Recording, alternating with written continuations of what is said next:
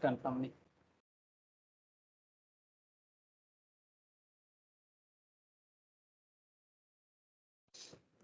Yes ना, message मिला recording का? Hello. Yes sir. Okay sir, okay. अच्छा सर, देखो, good evening to all of you sir again. तो गुड इवनिंग में इस बात का, क्योंकि हम लोग आज लॉ, बिजनेस लॉ स्टार्ट कर रहे हैं सर, ठीक है. बेसिकली आज इंट्रो क्लास है, मतलब आज मैं बेसिकली कॉन्ट्रैक्ट एक्ट पढ़ाऊंगा आप सबको. ये कॉन्ट्रैक्ट एक्ट बिजनेस लॉ का, बिजनेस एंड कमर्शियल लॉ में ये बहुत ही इंपॉर्टेंट एंड बेसिक लॉ बोल सकते हो आप. ये सीए फाउंडेशन में, सीएस एग्जीक्यूटिव में, सीएस एंट्रांस में, एज वेल एज सीए में इंटरमीडिएट में, ठीक है. और बीकॉम में भी, बीकॉम फर्स्ट सेमिस्टर में, जो लोग बीबीए करता है उन लोगों के लिए भी, ठीक है. तो ये हर जगह में ये लॉ पढ़ाया जाता है. और कॉन्ट्रैक्ट एक्ट एक बहुत ही इंपॉर्टेंट लॉ माना जाता है सर. सर अभी आप लोगों के मन में चल रहा होगा, सर कॉन्ट्रैक्ट एक्ट है क्या? सबसे पहले तो मुझे आपको एक बार ये बताना चाहिए कि सर बिजनेस लॉ है क्या. अच्छा सर, एक चीज मैं जस्ट एक बार कंफर्म करना चाहता हूँ, क्या सबको मेरा आवाज आ रहा है? क्या किसी को साउंड रिलेटेड कोई इशू है या सुनने को नहीं आ रहा है? क्या सबको मेरा आवाज आ रहा है sir? Just confirm me sir एक बार. सर आवाज आ रहा है. ओके सर, ठीक है.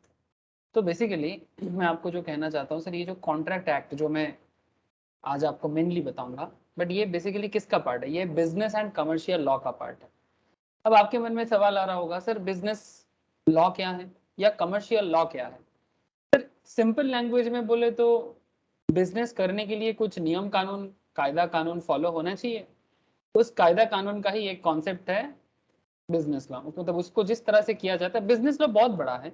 इसके अंदर कंपनी लॉ आ जाता है, इसके अंदर इकोनॉमिक लॉ आ जाता है, जो नॉर्मली एग्जीक्यूटिव लेवल में, इंटरमीडिएट लेवल में, सी एस सी एम में या फिर फाइनल लेवल में और डिटेल्स में पढ़ा जाता है.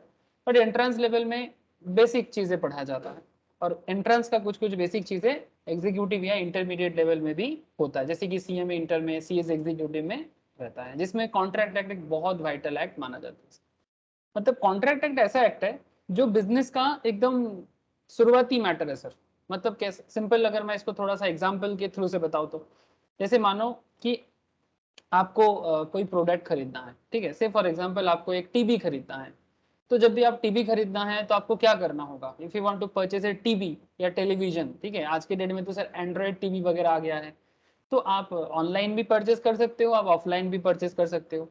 अब हम लोग ऑनलाइन में गूगल में जाते हैं या फिर फ्लिपकार्ट में, अमेजन में, या फिर जो भी आपको पसंदीदा साइट हो वहाँ पर जाते हैं, ऑर्डर करते हैं. लेकिन ऑर्डर करने से पहले हम बेसिकली ढूंढते हैं, ठीक है, फिर ऑर्डर करते हैं. फिर अगर वो पर्टिकुलर टीवी ऑनलाइन में अवेलेबल है, दुकानदार एक्सेप्ट करता है. अगर नहीं रहता है तो ये बोलता है ना कि out of stock. Hello, simple एक एग्जांपल लिया सर मैंने, बड़ा ही सिंपल एग्जांपल लिया. ये टीवी लेना है या मोबाइल लेना है, दुकान में गए सर, अगर दुकानदार के पास होगा तभी ना वो एक्सेप्ट करेगा. Please tell me. अगर नहीं होगा तो क्या बोलेगा? Sir out of stock. ये सर नो, प्लीज कोई तो बताइए. ऐसा ही होता है कि नहीं होता? Yes sir. यस ना, थैंक यू सर. अब जैसे ही हम लोगों ने, किसी ने गया दुकानदार को ऑफर किया. अब दुकानदार को किसने ऑफर किया? As a customer. Say for example मैंने दुकान में गया, मैंने दुकानदार को ऑफर किया. दुकानदार मेरा ऑफर को, अगर टीवी या मोबाइल उनके दुकान में जो मुझे चाहिए अगर वो है तो एक्सेप्ट करेगा, है ना. तो मैंने ऑफर किया, दुकानदार ने एक्सेप्ट किया. इसको बोलते हैं sir agreement. You understand my point? अब बिजनेस करने के लिए ये बेसिक एग्रीमेंट तो बनाना है, हाँ या ना? प्लीज बताइए मुझे. बिजनेस करने के लिए इतना तो करना है दुकानदार को मेरे साथ एग्रीमेंट करने की, हाँ सर मैंने आपको, मुझे आपको ये टीवी बेचना है. और मैं भी दुकानदार को यही बोलूंगा कि क्या दादा आप मुझे ये टीवी बेच सकते हैं कि नहीं. अब उनके बीच में, हमारे बीच में दाम को लेके कुछ बातचीत चलेगा. दुकानदार बोलेगा देखिए सर, ये एकदम न्यू ब्रांड न्यू प्रोडक्ट है, 2 दिन पहले ही लॉन्च हुआ है. आपको दाम देके बताते हैं कि ये 50,000 का है या 40,000 का है. फिर आप बोलते हो कि सर थोड़ा डिस्काउंट कीजिएगा तो फिर ले लूंगा.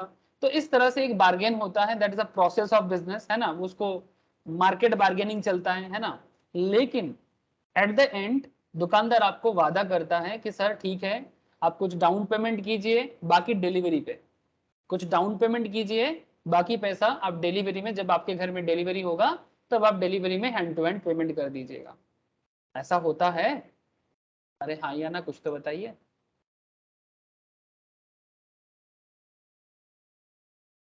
मैं सिंपल, एकदम सिंपल लेवल पे बताना चाहता हूँ सर, ज़्यादा मैं कॉम्प्लेक्स वे में तो जाऊँगा धीरे धीरे, बहुत सारा मैटर आपसे बात करना है सर। हमको फ्लिपकार्ट में जाना है, जहाँ भी जाना है हम जाएंगे, एक टीवी देखेंगे और उसको उठाएंगे, ठीक है, या मोबाइल फ़ोन उठा सकते हैं, लेकिन मैंने टीवी का एग्जाम्पल लिया तो मैं टीवी उठा रहा हूँ सर, ठीक है।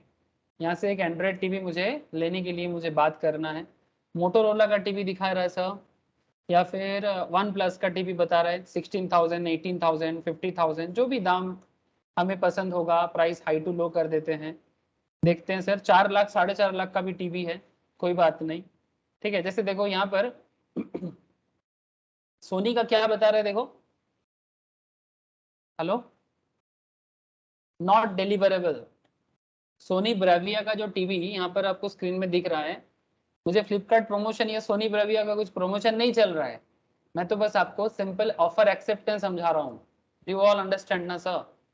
एक सिंपल ऑफर एंड एक्सेप्टेंस के बारे में बात कर रहा हूँ, बिजनेस का एक बेसिक चर्चा कर रहा हूँ मैं आपसे। सोनी ब्राविया का टीवी तो इनके पास है, बट ये डिलीवरेबल नहीं है बता रहे हैं, नॉट डिलीवरेबल। क्यों? हो सकता है कि इस पर्टिकुलर मेरा जो यहाँ पर सेटअप किया हुआ है इसमें वो नहीं देता। देखो सर क्या बता रहा है, देखो,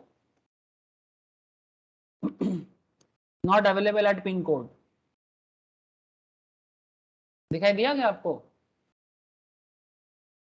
मेरे पिन कोड में ये जो पिन कोड यहाँ पर 7,101 दिखा रहा है, इसमें अवेलेबल नहीं है, ठीक है। या फिर चेक करो ना। हाँ किटा, दूसरा पिन कोड में चेक करो ना।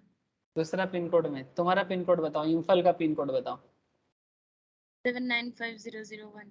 795001। चलो चेक करते हैं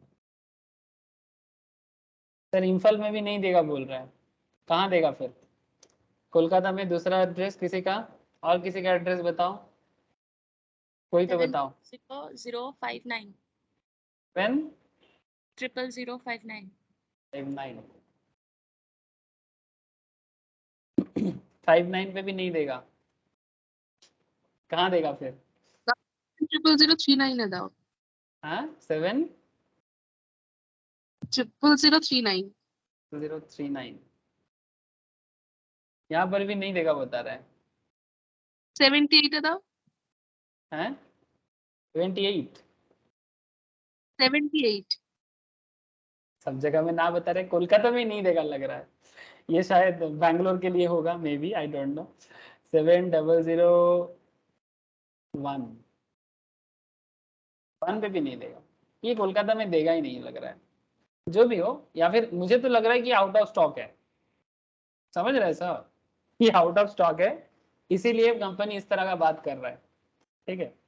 अब सर बात समझो सर, ठीक है। अच्छा सर ये मेरा लॉगिन भी नहीं है, हाँ, हो सकता है लॉगिन करने के बाद हाँ कर दे, लेकिन क्या लॉगिन करना जरूरी होता है? जैसे यहाँ पर तो नहीं बता रहे हैं, ये वाला टीवी तो बता रहे देगा, हाँ सर देखो ये तो दिखा रहा है डिलीवरी बाय टुमारो, कल दे देगा बोल रहा है मेरे पिन कोड में, नहीं ये एक कोलकाता एक में बता रहे हैं। अच्छा एक मिनट रुको, 101, हाँ मेरे पिन कोड को भी दे देगा, 101 पे भी दे देगा, तो इसका मतलब उस वो वाला टीवी आउट ऑफ स्टॉक है, ये वाला टीवी आउट ऑफ स्टॉक है सर। क्या आप लोगों को बात समझ में आया सर? मतलब मैंने ये टीवी खरीदने गया, दुकानदार को जाके मैं बोला कि भाई मुझे सोनी ब्रेविया 88F चाहिए, 163.9 सेंटीमीटर, 65 इंच का बेसिकली, इसका दाम मार्केट प्राइस बता रहा है सर ऑलमोस्ट 2,59,999, मतलब 2,60,000 के आसपास, लेकिन ये टीवी दुकानदार के पास आउट ऑफ स्टॉक है, तो भले ही मैं ऑफर करूं, लेकिन ये क्या बता रहे हैं, आउट ऑफ स्टॉक, ठीक है। इसका मतलब ऑफर तो है मेरे तरफ से, पर दुकानदार की तरफ से एक्सेप्टेंस, हेलो, दुकानदार की तरफ से एक्सेप्टेंस है या नहीं? राजोन्नो, विदिशा, श्रद्धा, आप लोगों को बात समझ में आ रहा है सर? प्लीज मुझे हाँ ना बताइएगा। हाँ স্যার বোঝা যাচ্ছে? এ শ্রদ্ধা বুঝতে পারছিস তুই? হ্যাঁ স্যার বুঝতে পারছি। ওকে, কোনো প্রবলেম হলে জিজ্ঞাসা করবি। ओके सर, तो बेसिकली सर ऑफर तो मैंने किया दुकानदार को, अब दुकानदार कौन है मेरा, फ्लिपकार्ट, ठीक है, मैं किसी को नहीं जानता, अभी फ्लिपकार्ट को जानता हूँ, तो यहाँ पर फ्लिपकार्ट में दिखा रहा हूँ, मेरे तरफ से ऑफर तो हो रहा है, but acceptance no sir, no acceptance currently, because इनके पास है नहीं। तो जब तक ऑफर प्लस एक्सेप्टेंस प्रॉपरली नहीं बनता है, एग्रीमेंट नहीं बनता सर, ठीक है, और जब तक एग्रीमेंट को एनफोर्सेबल बाय लॉ, अब एनफोर्सेबल बाय लॉ कैसे होगा, जैसे मानो कि जैसे ये टीवी आप ऑर्डर करोगे, ऑर्डर करने के बाद आप पेमेंट करोगे, पेमेंट करने के बाद वो आपके घर पे डिलीवरी भी करेगा, है ना, और साथ में आपको एक बिल भी देगा टीवी परचेसिंग का, और वो बिल एक एक्ट की तरह काम करेगा। बेसिकली ये जो बिल का बात आ जाता है ना, वो एक और कॉन्ट्रैक्ट का ही एक एडवांस पार्ट है, जिसको हम लोग सेल ऑफ गुड्स एक्ट में पढ़ेंगे सब, ठीक है, या तो एंट्रेंस या फाउंडेशन में भी पढ़ सकते हैं, या फिर इंटरमीडिएट एग्जीक्यूटिव लेवल में भी पढ़ सकते हैं, depending on the syllabus of that particular course, ठीक है, चाहे वो CS या CMA जहां पर भी हो, सेल ऑफ गुड्स एक्ट सभी को पढ़ना पड़ता है, आज नहीं तो कल, ठीक है। अब सेल ऑफ गुड्स एक्ट क्या है, सेल ऑफ गुड्स एक्ट के अंदर ये सब पूरा बिल वगैरह का मैटर के बारे में बातचीत होता है, लेकिन चाहे आप सेल ऑफ गुड्स कर लो या जो भी कर लो, पहले तो कॉन्ट्रैक्ट करना जरूरी है, ये सर नो, क्या बिना कॉन्ट्रैक्ट में कोई भी बिजनेस चल सकता है सर, चल तो सकता है, बट सर प्रूफ का प्रॉब्लम हो जाएगा, क्या आप लोगों को बात समझ में आ रहा है सर, इसीलिए कॉन्ट्रैक्ट एक्ट को बिजनेस लॉ का एक बेस माना जाता है, मतलब बिजनेस तो होगा, चाहे सोनी का बिजनेस हो या फ्लिपकार्ट का बिजनेस, लेकिन सबसे इंपॉर्टेंट बात हो जाता है कि कॉन्ट्रैक्ट बन रहा है कि नहीं बन रहा है, अगर कॉन्ट्रैक्ट में प्रॉब्लम है ना, फिर बाद में अगर कोई प्रॉब्लम होता है, ठीक है, लीगल प्रॉब्लम होता है, हो सकता है कि आपके घर में टीवी जो आया वो फटा हुआ आया, ठीक है, टीवी में स्क्रैच है सर, ठीक है, टीवी में स्क्रैच है या फिर टीवी में कुछ सिस्टमेटिक प्रॉब्लम है, ठीक है, तो वो अगर प्रॉब्लम जो भी है, ये प्रॉब्लम जैसे यहाँ पर देखो कॉन्ट्रैक्ट में कुछ कंडीशंस भी ये बता देता है, ये सब भी actually sale of goods act में भी समझाया जाता है डिटेल्स में, जैसे यहाँ पर देखो कुछ पॉलिसी है कॉन्ट्रैक्ट का कि 10 डेज रिप्लेसमेंट पॉलिसी, मतलब अगर आप टीवी लेते हो 10 दिन के अंदर अगर आप रिप्लेस नहीं करते तो रिप्लेसमेंट नहीं रहेगा, ठीक है, तो ये कॉन्ट्रैक्ट के अंदर बोला हुआ है, हेलो, ये कॉन्ट्रैक्ट का पार्ट है ना सर, अरे हाँ ना, कुछ तो बोलो सर, बात समझ में आ रहा है, Yes, sir.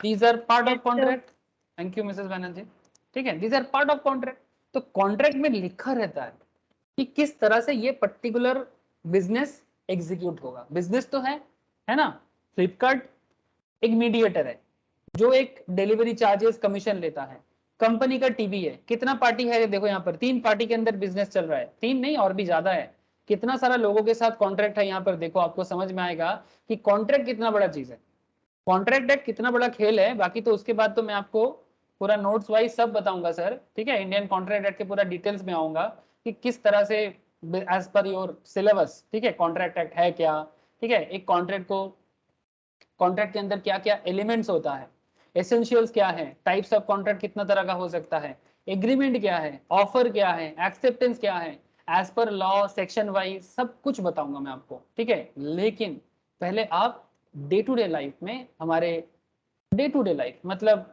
In general life में कैसे काम करता है, पहले मैटर को समझ लो, जो हम लोगों को पता है सर, सबको पता है, आपको पता है, मुझे भी पता है, जो कॉमर्स कभी नहीं पढ़ा उसको भी पता है, जो कभी पढ़ाई नहीं किया, जो इलिटरेट है उससे भी पता है, तो फिर जो इलिटरेट है उसे भी पता है, हाँ सर, इलिटरेट लोग क्या मार्केट में जाके प्रोडक्ट नहीं खरीदता, क्या उसको नोट का पहचान नहीं है, क्या उसको नहीं पता कि कितने चीज में क्या चीज आता है, सब पता है सर, भले ही वो इलिटरेट क्यों ना हो, but that particular person know 10 टका कौन सा है, 1000 टका कौन सा है, 2000 क्या है, 5000 क्या है, सब पता है उसको, ये सब सर एक्चुअली इसको हम लोग बोलते हैं सर प्रैक्टिकल नॉलेज, ठीक है, तो प्रैक्टिकली सभी चीज होता है, बस उस प्रैक्टिकल चीज जो भी होता है हमारे डे टू डे लाइफ में, हमारे सराउंडिंग्स में, उसको जब एक सिस्टमेटिक वे से जाना जाता है, उसके रिगार्डिंग या उसके पीछे का जितना सारा लॉ है, जब उसको हम लोग जान लेते हैं, तब हम लोग थोड़ा स्पेशल लॉ का नॉलेज गैदर कर लेता है, स्पेशल लॉ का नॉलेज, ठीक है, तो वही स्पेशल नॉलेज तो गैदर करना ही है, ठीक है, ऑफर के बारे में स्पेशल नॉलेज लेना है, एक्सेप्टेंस के बारे में स्पेशल नॉलेज लेना है, और सबसे इंपॉर्टेंट बात है कॉन्ट्रैक्ट के बारे में स्पेशल नॉलेज लेना है, ठीक है, तभी as a chartered accountant, as a company secretary, as a cost accountant, business में कैसे कॉन्ट्रैक्ट होता है इसका भी आपको आइडिया लग जाएगा, है ना, और कॉन्ट्रैक्ट कितना इंपॉर्टेंट है आपको मैं समझाता हूँ, देखो यहाँ पर देखो कितना सारा पार्टी के बारे में मैं आपको बताऊंगा, एक टीबी है, ये किसका टीबी है पता नहीं, VU, कभी नाम नहीं सुना मैंने, आप लोगों ने सुना सर VU ब्रांड के बारे में? दाम तो बहुत है सर, 3 लाख 2,60,000 का ब्रांड है। ये भी हरी ओनली 2 लेफ्ट बता रहे हैं, ये तो मार्केटिंग स्कीम है पता नहीं, ठीक है। लेकिन मैं आपको एक चीज बता दूं, देखो ये टीवी जिस कंपनी का है या जिस ब्रांड का है, ये VU मास्टरपीस है। I don't know what is the brand, may be big brand है, मुझे नहीं पता। लेकिन इस टीवी को, ये टीवी को बनाया कौन? इस टीवी को बनाया VU, तो इसका ब्रांड नेम है VU। अब इसको सेल कर रहा है कौन, आप बता सकते हो आप लोग, इसको कौन सेल कर रहा है? टीवी का सेलर कौन है? फ्लिपकार्ट? हाँ सर, क्या फ्लिपकार्ट सेल कर रहा है? नहीं सर, ये देखो नो सर। सेलर ये है, थैंक यू सर, ये देखिए क्लाइंट्रो ई-कॉम बोल के कुछ कंपनी है, ये सेलर है, ये टीवी आपको बेचेगा, ठीक है, ये टीवी को बेचेगा। देखो इसमें रिटेलर ऑफ मोबाइल, ये कंपनी है एक, मतलब बेसिकली एक दुकान है, ठीक है, ये रिटेल करता है, क्या नाम है, क्लाइंट ट्रो ई कॉम बोल के, ठीक है, retailer of mobile, house hold appliance, lifestyle product, electronic and laptop, ठीक है। नाम 9 मंथ से सेल कर रहा है, लेकिन ये किसके थ्रू से सेल कर रहा है? फ्लिपकार्ट के थ्रू से सेल कर रहा है, ठीक है। तो अब चाहो तो सेलर को कांटेक्ट कर सकते हो, ठीक है। ये मेनली सेलर है, लेकिन हम लोग आम आदमी के लिए जो फ्लिपकार्ट में जाके कोई प्रोडक्ट परचेस करते हैं, उसको लगता है मैंने फ्लिपकार्ट में खरीदा, लेकिन फ्लिपकार्ट के थ्रू से कोई आपको सेल कर रहा है, फ्लिपकार्ट के थ्रू से कोई आपको सेल कर रहा है। जैसे हम जब बिग बास्केट नहीं, चलो जोमेटो में जब खाना ऑर्डर करते हैं, क्या जोमेटो खाना बना के घर में भेजता है सर? जोमेटो, स्विगी, हेलो, खाना तो किसी तो दूसरे रेस्टोरेंट का है, जोमेटो इज द जरिया, है ना, जोमेटो मीडिएटर का काम करता है। इसी तरह यहाँ पर फ्लिपकार्ट भी मीडिएटर का काम कर रहा है। तो देखो सर यहाँ पर कितना कॉन्ट्रैक्ट हो गया, VU ब्रांड अपना प्रोडक्ट बेचने के लिए कॉन्ट्रैक्ट किया किसके साथ? क्लाइंट्रॉन के साथ, ठीक है, इसके साथ, सेलर के साथ। सेलर अपना प्रोडक्ट बेचने के लिए किसके साथ कॉन्ट्रैक्ट किया? फ्लिपकार्ट के साथ। फ्लिपकार्ट अपना प्रोडक्ट बेचने के लिए किसके साथ कॉन्ट्रैक्ट करेगा? अगर मैं इसको ऑर्डर करूंगा तो मेरे साथ, तो मैं कौन हूं? कस्टमर। कितना पार्टी हो गया सर एक छोटा सा फ्लिपकार्ट के ट्रांजेक्शन में, एक छोटा सा टीवी बेचने के ट्रांजेक्शन में कितना कॉन्ट्रैक्ट हो गया? VU के साथ सेलर का कॉन्ट्रैक्ट, सेलर के साथ फ्लिपकार्ट का कॉन्ट्रैक्ट, फ्लिपकार्ट के साथ कस्टमर का कॉन्ट्रैक्ट, तब जाके ये बिजनेस एग्जीक्यूट होगा। अगर कहीं पर कुछ भी गड़बड़ होता है तो फिर उसको सोल्यूशन कैसे निकलेगा? मतलब कॉन्ट्रैक्ट, जैसे मानो फ्लिपकार्ट के थ्रू से ये सेल कर रहा है, अगर कल फ्लिपकार्ट बोल दिया कि नहीं मैं तुम्हारी तो इस कंपनी को प्रोडक्ट बेचने नहीं दूंगा, तो इनके बीच में कॉन्ट्रैक्ट हुआ होगा कि क्लाइट्रो.com ई-कॉम फ्लिपकार्ट के थ्रू से प्रोडक्ट बेचेगा, लेकिन कल अगर इसका बेचने का जो भी कॉन्ट्रैक्ट है वो पीरियड खत्म हो जाता है, तो फ्लिपकार्ट इसका प्रोडक्ट बेचने नहीं देगा, या कुछ भी डिस्प्यूट रह जाता है एज पर एग्रीमेंट, फॉलो करना पड़ेगा। या फिर इसके साथ व्यू ब्रांड का, ये जो व्यू ब्रांड है, ये ब्रांड के साथ इनका अगर कुछ भी कॉन्ट्रैक्ट में गड़बड़ होता है, ठीक है, तो वो भी अपना प्रोडक्ट क्लाइंट ई-कॉम के थ्रू से बेच नहीं पाएगा, क्लाइंट इसके थ्रू से। तो सिर्फ इज दैट कि एक बिजनेस मैटर में कितना कॉन्ट्रैक्ट छुपा हुआ है। अब इसी को बिजनेस लॉ कॉन्ट्रैक्ट एक्ट के थ्रू से समझाते हैं, और क्या, भाई कैसे कॉन्ट्रैक्ट करना चाहिए, कॉन्ट्रैक्ट है क्या, उसके बारे में सेक्शन में कहाँ क्या लिखा हुआ है, किस सेक्शन में क्या लिखा हुआ है। मतलब ये लॉ कौन बनाते हैं सर? हमारे संविधान लॉ को बनाते हैं, और संविधान के अंदर अलग अलग पैरामीटर बना दिया गया कि भाई ये बिजनेस लॉ का मैटर में है, ये कंपनी लॉ के मैटर में है, ये जनरल लॉ है, ये जूरिस्प्रूडेंस है, ये सेबी का लॉ है, ये इकोनॉमी का लॉ है, ठीक है, कुछ पेनल कोड का लॉ अलग वगैरह, वो सब छोड़ देते हैं हम लोग। हाँ, बिजनेस का मैटर में हम लोग बात करते हैं, ठीक है। तो और भी बहुत सारा है, पेनल कोड वगैरह है, देयर आर लॉट्स ऑफ अलग अलग लॉ, बहुत सारा है। तो हर चीज का नियम है सर, नियम के हिसाब से हम सबको चलना पड़ता है। नियम के बाहर जाने से, अगर कोई नियम तोड़ता है या नियम के बाहर जाके काम करने का कोशिश करता है तो कोर्ट में केस बनता है, ठीक है। कंज्यूमर लॉ है तो कंज्यूमर कोर्ट में जाएगा, अगर कंज्यूमर लॉ से थोड़ा ज्यादा बड़ा बात है तो हाई कोर्ट, सुप्रीम कोर्ट पे भी जा सकता है। बहुत सारे ऐसे आपको मैं आगे आगे केस लॉ बताऊंगा, ठीक है। छोटा छोटा मैटर बट बहुत बड़ा भी हो सकता है, ठीक है। तो कॉन्ट्रैक्ट एक बहुत ही इंपॉर्टेंट मैटर है सर बिजनेस के लिए। क्या ये बात समझ में आया आप लोगों को? मैंने थोड़ा सा कोशिश किया सर, आप लोग जो चीज करते हो डेली लाइफ में मैं उसी को उठाया, कुछ नया बात तो नहीं किया, ठीक है, नथिंग न्यू हियर। बस ये पूरा लॉ सिस्टम चलता कैसे है, ये थोड़ा डिटेल्स में जानना है, यह जानकारी लेना है।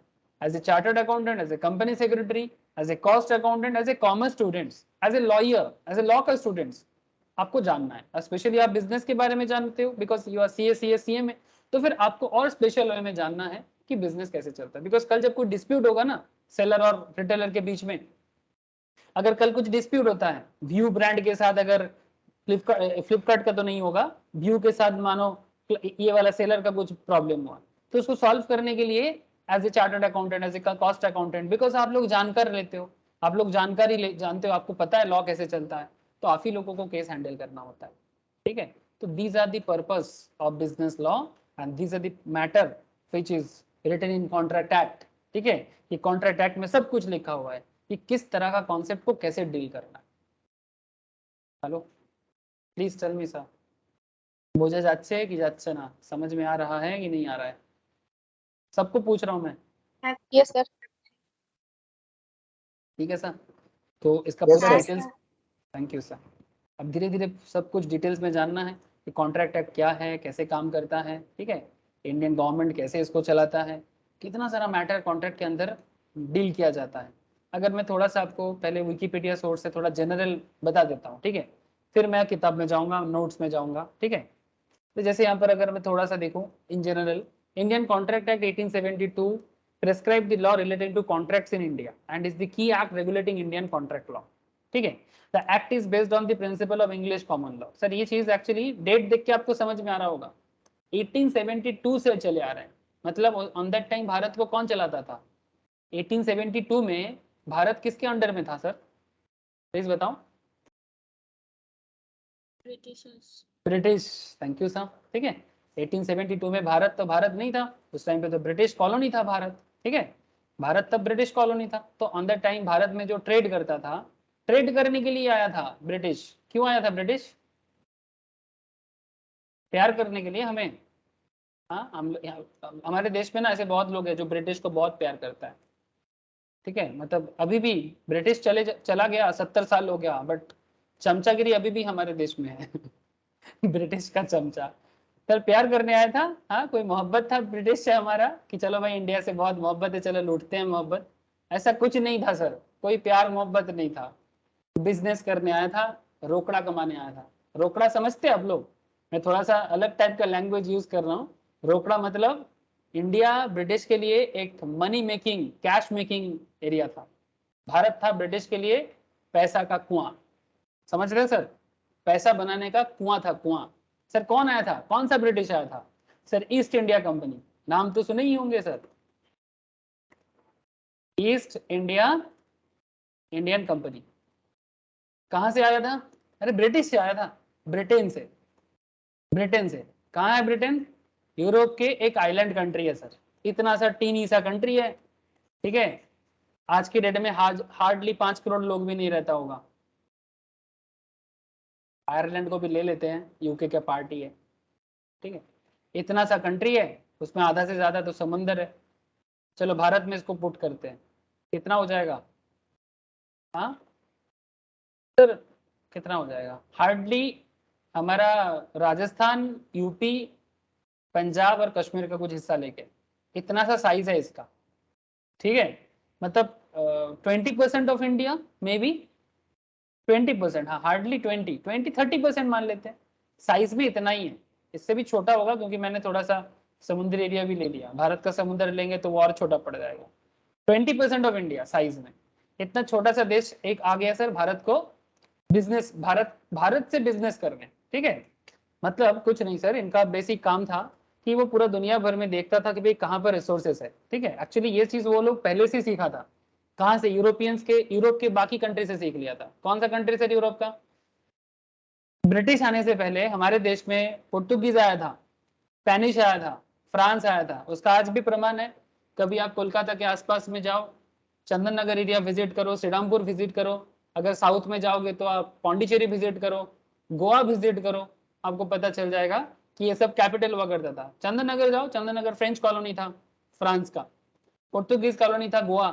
ठीक है, वहां जाओ, पौंडीचेरी जाओ, ठीक है, वो फ्रेंच का हेडक्वार्टर था। ठीक है, डेनमार्क, डेनमार्क जानते हो, ये वाला ये डेनमार्क, ये श्रीरामपुर इनका कॉलोनी था, दानिश कॉलोनी, आज भी कॉलेज दिखेगा आपको श्रीरामपुर कॉलेज, ठीक है। श्रीरामपुर कॉलेज डेनमार्क से चलता है आज भी, ठीक है। ऐसे और भी एग्जाम्पल्स हैं, मैं बस कुछ एग्जाम्पल दे रहा हूँ, लॉट्स ऑफ एग्जाम्पल भरा पड़ा है। आप लोगों को लगेगा कि मैं इतिहास पढ़ा रहा हूँ, अगर मैं ज्यादा स्टार्ट कर जाऊं तो आपको लगेगा कि मैं हिस्ट्री में चला जाऊंगा, तो इतिहास में नहीं जाना है। मैं बस आपको इंग्लैंड क्यों आया था हमारे देश में वो बताने के लिए वो सीखा था इनसे, पुर्तगीज से, स्पेन से, फ्रांस से, डेनमार्क से, ठीक है। फिर पीछे पीछे वो भी आ गया, अब और ज्यादा सियाना बन के आया ठीक है। जो गलती पुर्तगीज लोगों ने नहीं समझ पाया वो प्रॉब्लम इंग्लैंड ने समझ लिया, और उन्होंने अपना झंडा गाड़ा अपना प्यारा सा कोलकाता में, बेसिकली हुगली रिवर के बगल में, जो हुगली मतलब गंगा नदी, ठीक है। हुगली डिस्ट्रिक्ट के नाम से नाम पड़ा हुगली, ठीक है, जो कोलकाता का आन बान शान है, ठीक है अब क्या खेल है sir, east India company contract act क्यों बनाया था? बिकॉज एक तो देखो सर, एक्ट बना के लोगों को बांध देना है, ठीक है, तो वो इंडियंस को भी बांध दिया था। लेकिन सर भले ही लॉ हमारे ऊपर कंट्रोल करने के लिए किया गया हो, लेकिन एक बात तो मानना है कि एक प्रॉपर लॉ किसी भी देश के लिए बहुत जरूरी है, बहुत जरूरी है। अगर लॉ नहीं मानेगा ना, लोग कुछ भी करेगा। तो ब्रिटिश से ये चीज सीखना चाहिए, भले ही वो कॉलोनी बनाया, उसका तो कभी भी क्रेडिट नहीं देना चाहिए। क्रेडिट किस बात का, उल्टा तो मुझे अभी भी गुस्सा आता है कि पूरा इंग्लैंड को उड़ा डालो, ये मेरा पर्सनल गुस्सा है कि मौका मिले तो वहां पर जाके बॉम्ब गिरा दो और सभी इंडियंस को बोलो कि जल्दी भागो इंडिया आ जाओ अलग बात, जस्ट अ जोक सर। लेकिन पॉइंट क्या है, पॉइंट इज दैट कि इंग्लैंड ये लॉ बना के हर चीज को मैनेज करता था, ठीक है। इस मैनेजमेंट में सिर्फ इंडिया ही नहीं, वो पूरा सिर्फ भारत, तब का भारत मतलब ब्रिटिश मतलब जब आया था तब भारत इतना सा भारत नहीं था। तब भारत अफगानिस्तान के साथ कनेक्टेड हुआ करता था, अफगानिस्तान को ब्रिटिश अलग से कंट्रोल करता था, रशिया भी कंट्रोल करता था, उसको लेके थोड़ा मारपीट भी था। तब का भारत ऑलमोस्ट इतना था सर। नेपाल अलग था ठीक है, बट उसका कारण भी आपको कभी बताऊंगा। बहुत लोग सोचते हैं कि नेपाल इंडिपेंडेंट था, कभी ब्रिटिश उसको कॉलोनी नहीं बना पाया, यह गलत बात है। एक्चुअली नेपाल के साथ सेटिंग करके काम करता था, उसका अलग हिस्ट्री है, कभी बताऊंगा आपको कि नेपाल को क्यों ब्रिटिश ने अपना कॉलोनी नहीं बनाया, डिफरेंट स्टोरी। अब मेरे को इतिहास में नहीं जाना है सर, इतना बड़ा देश को चलाता था तो लॉ चाहिए कि नहीं चाहिए? आया तो था बिजनेस करने, तो बिजनेस लॉ में बहुत जोर दिया, और उसमें कॉन्ट्रैक्ट एक्ट सबसे बेसिक लेवल में लगाया गया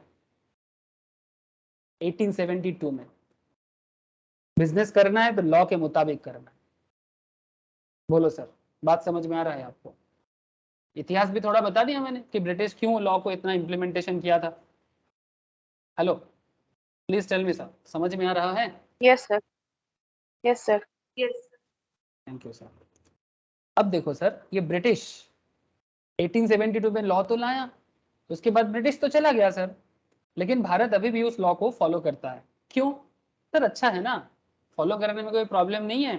अगर किसी का कोई अच्छा ही है तो उसे फॉलो करना चाहिए, चाहे वो शत्रु भी क्यों ना हो ये बात तो मानोगे ना? ठीक है, अगर कोई शत्रु भी है, शत्रु से भी अगर कुछ सीखने को मिलता है तो सीखना चाहिए। ये सीख रामायण में राम जब रावण को वध किया ना, उस वध करने के टाइम पे भी ना लक्ष्मण को बोला कि ये महाज्ञानी है, इनसे अगर कुछ हो सके तो सीख लो। ऐसा है भारतीय रीति, ठीक है जी, हम शत्रु से भी सीखते हैं, वो अलग बात। तो ये भारत में भी सीखा। क्या कर रहे हैं, 1872 का ब्रिटिश लॉ आज भी है। लेकिन सर क्या 1872 का नियम आज भी चलता है? नहीं सर, ये गलतफहमी में ना पड़े। 1872 का नियम आज नहीं चलता, उस वो जमाना एक था, आज का जमाना कुछ और है। तो सर समय के साथ साथ अमेंडमेंट हुआ सर, अमेंडमेंट। जैसे जैसे समय आता गया अमेंडमेंट होता गया, बदलाव होता गया, ठीक है। वो आपको आगे आगे जैसे मैं एक्ट पढ़ाऊंगा ना, आपको सब समझ में आएगा, ठीक है। आज इंट्रो क्लास है, मैं हर बेसिक बात पे फोकस करना चाहता हूँ आप लोगों के साथ। क्यों?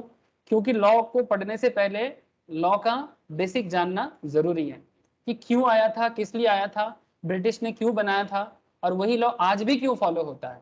मन में सवाल चल सकता है ना सर, लेकिन 1872 का नियम कानून आज भी नहीं चलता होगा। जो जरूरी है वो अभी भी है, लेकिन जो जरूरी नहीं है उसको चेंज किया गया समय के साथ साथ। ऐसे बहुत सारा लॉ आज भी है ब्रिटिश का, 1872 के टाइम के बना हुआ था, लेकिन वो आज चेंज होके इंडियन न्यू लॉ आ गया, ठीक है। तो जिसमें चेंज का जरूरत नहीं पड़ा उसको वैसा ही रखा गया। आज के डेट में कुछ जानकारी ले लो सर, जनरल नॉलेज भी है, ठीक है। Act and enacted originally had 266 sections. आज के डेट में पूरा कॉन्ट्रैक्ट एक्ट को 266 सेक्शन में 266 सेक्शंस में बांटा गया, ठीक है। General principles of contract act जो सेक्शन 1 से लेके 75 तक में स्प्रेड है। Contract relating to sales of goods act, sir ये पहले सेल्स ऑफ गुड्स एक्ट का अलग चैप्टर आज के डेट में आ गया, चैप्टर भी है, मतलब अगर मैं CA/CS के सिलेबस के हिसाब से बात करूं, ठीक है, तो सेल ऑफ गुड्स एक्ट अलग चैप्टर होता है, ठीक है। नॉर्मली इंटरमीडिएट लेवल में फाउंडेशन में CA में ज्यादा पढ़ाया जाता है, CA में फाउंडेशन में भी पढ़ाया जाता है, CS फाउंडेशन में सेल ऑफ गुड्स एक्ट को अलग से नहीं बोला गया, लेकिन एग्जीक्यूटिव लेवल में बोला जाता है। तो सेल ऑफ गुड्स सेक्शन 76 से 123 it's a very important part sir. Actually क्या है ना, कॉन्ट्रैक्ट एक्ट के अंदर ही सेल ऑफ गुड्स एक्ट हुआ करता था, लेकिन सेल ऑफ गुड्स एक अलग ही बिजनेस लेवल जितना कॉम्प्लेक्स होता गया, ब्रिटिश पीरियड में ओनली कॉन्ट्रैक्ट एक्ट से ही वो लोग काम कर लेता था। पॉपुलेशन कम था सर, जब ब्रिटिश हमारे देश में आया था तब ब्रिटिश था 60,000, हम लोग थे 3 करोड़। आप समझ रहे हो मेरा बात? जब ब्रिटिश हमारे देश में आया था ऑन दैट टाइम हम लोग थे 3 करोड़ और ब्रिटिश थे 60,000। और दुख का बात यह है कि 60,000 ब्रिटिश मिलके 3 करोड़ लोगों को घुटने टेक दिया सर। ये बहुत ही खतरनाक बात है। मतलब जब एक जाति का स्पाइनल कॉर्ड बोल के कुछ नहीं होता ना, मतलब हम लोगों का, ठीक है, तब ऐसा हालत होता है। जो भी हो, लेकिन पॉइंट क्या है, sale of goods business level में कॉम्प्लेक्सिटीज कम था, पॉपुलेशन कम था, एक कॉन्ट्रैक्ट एक्ट बना के पूरा काम हो जाता था। लेकिन जब समय बदलता गया, कॉम्प्लेक्सिटीज बदलता गया, तो कॉन्ट्रैक्ट एक्ट को धीरे धीरे क्या किया गया, और थोड़ा सा अलग अलग पार्ट बाय पार्ट डिस्ट्रीब्यूट किया गया। उसमें सेल्स ऑफ गुड्स एक्ट को अलग कर दिया गया, और तभी आज आप लोग सेल्स ऑफ गुड्स एक्ट को अलग लेवल में पढ़ते हो। ये सब सेक्शन ही आगे चर्चा का विषय है सर, ठीक है। इस तरह से धीरे धीरे स्पेशल कॉन्ट्रैक्ट है, indemnity, guarantee, bailment, pledge, agency, ठीक है, ये सभी सेल ऑफ गुड्स एक्ट के साथ साथ कनेक्टेड पॉइंट में चलता है। आगे आगे बताऊंगा सर, थोड़ा एडवांस टॉपिक है। Indemnity contract, guarantee, bailment, pledge, sales of goods के साथ साथ इसको अलग से पढ़ाया जाता है 124 से 238। लेकिन ओवरऑल कहा जाए तो ये कॉन्ट्रैक्ट एक्ट का ही पार्ट माना जाता है। Contract relating to partnership, normal partnership. आज के डेट में पार्टनरशिप में 2 बात होता है सर, एक नॉर्मल पार्टनरशिप है और दूसरा LLP आ गया। LLP 2008, लिखने का जरूरत नहीं है, मैं स्टोरी सुना रहा हूँ, सुन लो, क्योंकि सारा नोट्स बाद में मैं आपको शेयर करूंगा, आप आराम से पढ़िएगा, ठीक है। पार्टनरशिप अभी पुराना पार्टनरशिप आज भी है, जो 1932 में आया था, ब्रिटिश पीरियड में ही आया था, वो आज भी है, लेकिन साथ में LLP एक्ट 2008 भी आ गया। ये न्यू टाइप ऑफ पार्टनरशिप, आगे आगे बात करूंगा सर पार्टनरशिप में। लेकिन एक टाइम था जब पार्टनरशिप को भी कॉन्ट्रैक्ट का ही पार्ट माना जाता था, आज भी वही है, लेकिन समय के हिसाब से अलग किया। अब पार्टनरशिप क्या है, जैसे मानो 4 दोस्त मिलकर एक बिजनेस करना चाहता है। से फॉर एग्जाम्पल मैं एग्जाम्पल लेता हूँ, राजोन्नो एंड विदिशा, ये लोग दोस्त है, मुझे पता है। राजोन्नो, विदिशा, मेरा आवाज आ रहा है क्या आप लोगों को? हाँ सर। Hello, okay sir. तो राजोन्नो एंड विदिशा कुछ बिजनेस करना चाहता है, करोगे सर आप लोग बिजनेस एक साथ? हाँ बोलना सर, ना नहीं बोलना, बोलो हाँ करेंगे। हाँ। ठीक है, ये एग्जाम्पल के लिए सर, ठीक है, और कुछ नहीं। राजन एंड विदिशा मिलके पार्टनरशिप करना चाहता है, क्या बिजनेस करोगे? चार्टर्ड CS फार्म खोलोगे? अच्छा, फ्यूचर में ये लोग CS फार्म ओपन करेगा, ठीक है सर। CS फार्म का क्या काम होता है सर? कंपनी बनाना, टैक्स का काम करना, GST का काम करना, ठीक है, टैक्स, GST, कंपनी फॉर्मेशन, ठीक है। लेकिन ये लोग पार्टनरशिप बनाना चाहता है, समझ रहे बात मेरा? They want to form a partnership firm. अब पार्टनरशिप फार्म बनेगा तो इनके बीच में कुछ कंडीशंस तो रहेगा कि कंपनी जो भी इनका पार्टनरशिप फार्म जो भी प्रॉफिट करेगा, ये प्रॉफिट किस तरह से डिस्ट्रीब्यूट होना है। अब यहाँ पर मानो कि राजोन्नो, इसके पास कैपिटल ज्यादा है, कैपिटल मतलब इनके पास पैसा है, इनके फैमिली के पास पैसा है। विदिशा के पास मानो थोड़ा कम है, लेकिन विदिशा के पास नॉलेज ज्यादा है कंपेयर टू राजोन्नो, ठीक है। या फिर राजोन्नो इतना टाइम नहीं दे पाएगा बिजनेस पे, मतलब अपने पार्टनरशिप बिजनेस में इतना टाइम नहीं दे पाएगा, बट विदिशा ज्यादा टाइम दे पाएगा। लेकिन पहले पूंजी मानो कि एक 10 लाख रुपया लगेगा, 10 लाख में राजन बोल रहे हैं मैं 7 लाख दे दूंगा, विदिशा बोल रहे हैं मैं 3 लाख दे दूंगा, लेकिन विदिशा टाइम ज्यादा देगा, राजन कम टाइम देगा, ठीक है। लेकिन फिर भी सवाल उठता है, तो इनके बीच में एक पार्टनरशिप का कॉन्ट्रैक्ट बनेगा, इनके बीच में प्रॉफिट कौन कितना लेगा इसका एक डिसीजंस लिया जाएगा। ये सभी के लिए उनको भी एक कॉन्ट्रैक्ट बनाना है। ठीक है, आज के डेट में इसको पार्टनरशिप एक्ट के थ्रू से सॉल्व कर दिया जाता है। ठीक है, आप लोग अकाउंटेंसी में पार्टनरशिप अकाउंट्स किए हो ना? जो लोग कॉमर्स में 11-12 पढ़ा है उनको पार्टनरशिप अकाउंट्स पढ़ाया जाता है। मैं एकदम बेसिक लेवल में ही बात कर रहा हूँ। यस सर, पढ़ेছিলাম। है ना? तो पार्टनरशिप अकाउंट्स में भी ये सब चीज एज पर वहां पर अकाउंटेंसी होता है। ठीक है, बट उसका बेसिक एक्ट के कारण होता है। ठीक है, किस तरह से पार्टनर्स के बीच में रेशियो डिस्ट्रीब्यूट होगा, कौन कितना कैपिटल कंट्रीब्यूट कर रहा है, कौन लोन दे रहा है, कौन विथड्रॉल कर रहा है, कितना इंटरेस्ट देना पड़ रहा है, सभी चीज एज पर द एक्ट होता है। पार्टनरशिप में पहले वो लोग कॉन्ट्रैक्ट बनाता है, उसी कॉन्ट्रैक्ट के बेसिस में बाद में पार्टनरशिप का अकाउंट्स मेंटेन होता है। ठीक है सर, तो आई होप यू अंडरस्टैंड कि कॉन्ट्रैक्ट कितना इंपॉर्टेंट है। हर जगह से जिधर देखो कॉन्ट्रैक्ट ही कॉन्ट्रैक्ट। ठीक है, बिना कॉन्ट्रैक्ट का कुछ नहीं है। ठीक है, चाहे दुकान में जाके फ्लिपकार्ट में प्रोडक्ट खरीदो या राजन और विदिशा का बिजनेस देख लो, जिधर देखो उधर कॉन्ट्रैक्ट। ठीक है, एक गाना याद आ गया, जिधर देखूं, एक हिंदी गाना है सर, कॉन्ट्रैक्ट ही देखूं, ऐसा बात लग रहा है मुझे। ठीक है, जिधर देखो कॉन्ट्रैक्ट, बिना कॉन्ट्रैक्ट का कुछ नहीं चलता।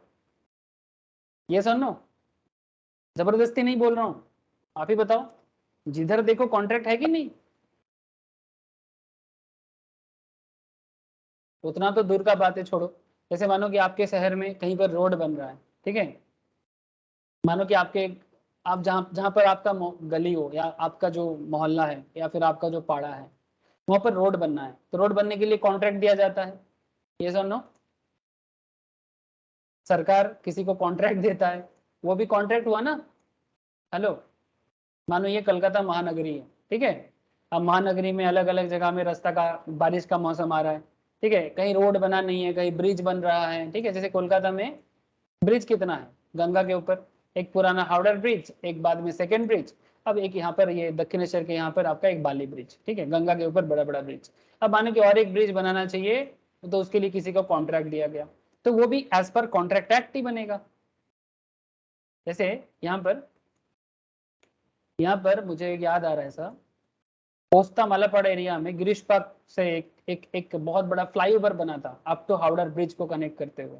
ठीक है, वो जिस कंपनी को कॉन्ट्रैक्ट दिया गया था वो मतलब वो एक घोटाला कंपनी निकाला सर। ठीक है, और बाद में वो ब्रिज भी गिर के बहुत लोग मरा भी था और बहुत ही खतरनाक एक सिचुएशन क्रिएट हुआ था सर। इस एरिया में बना था सर, इस एरिया में बना था।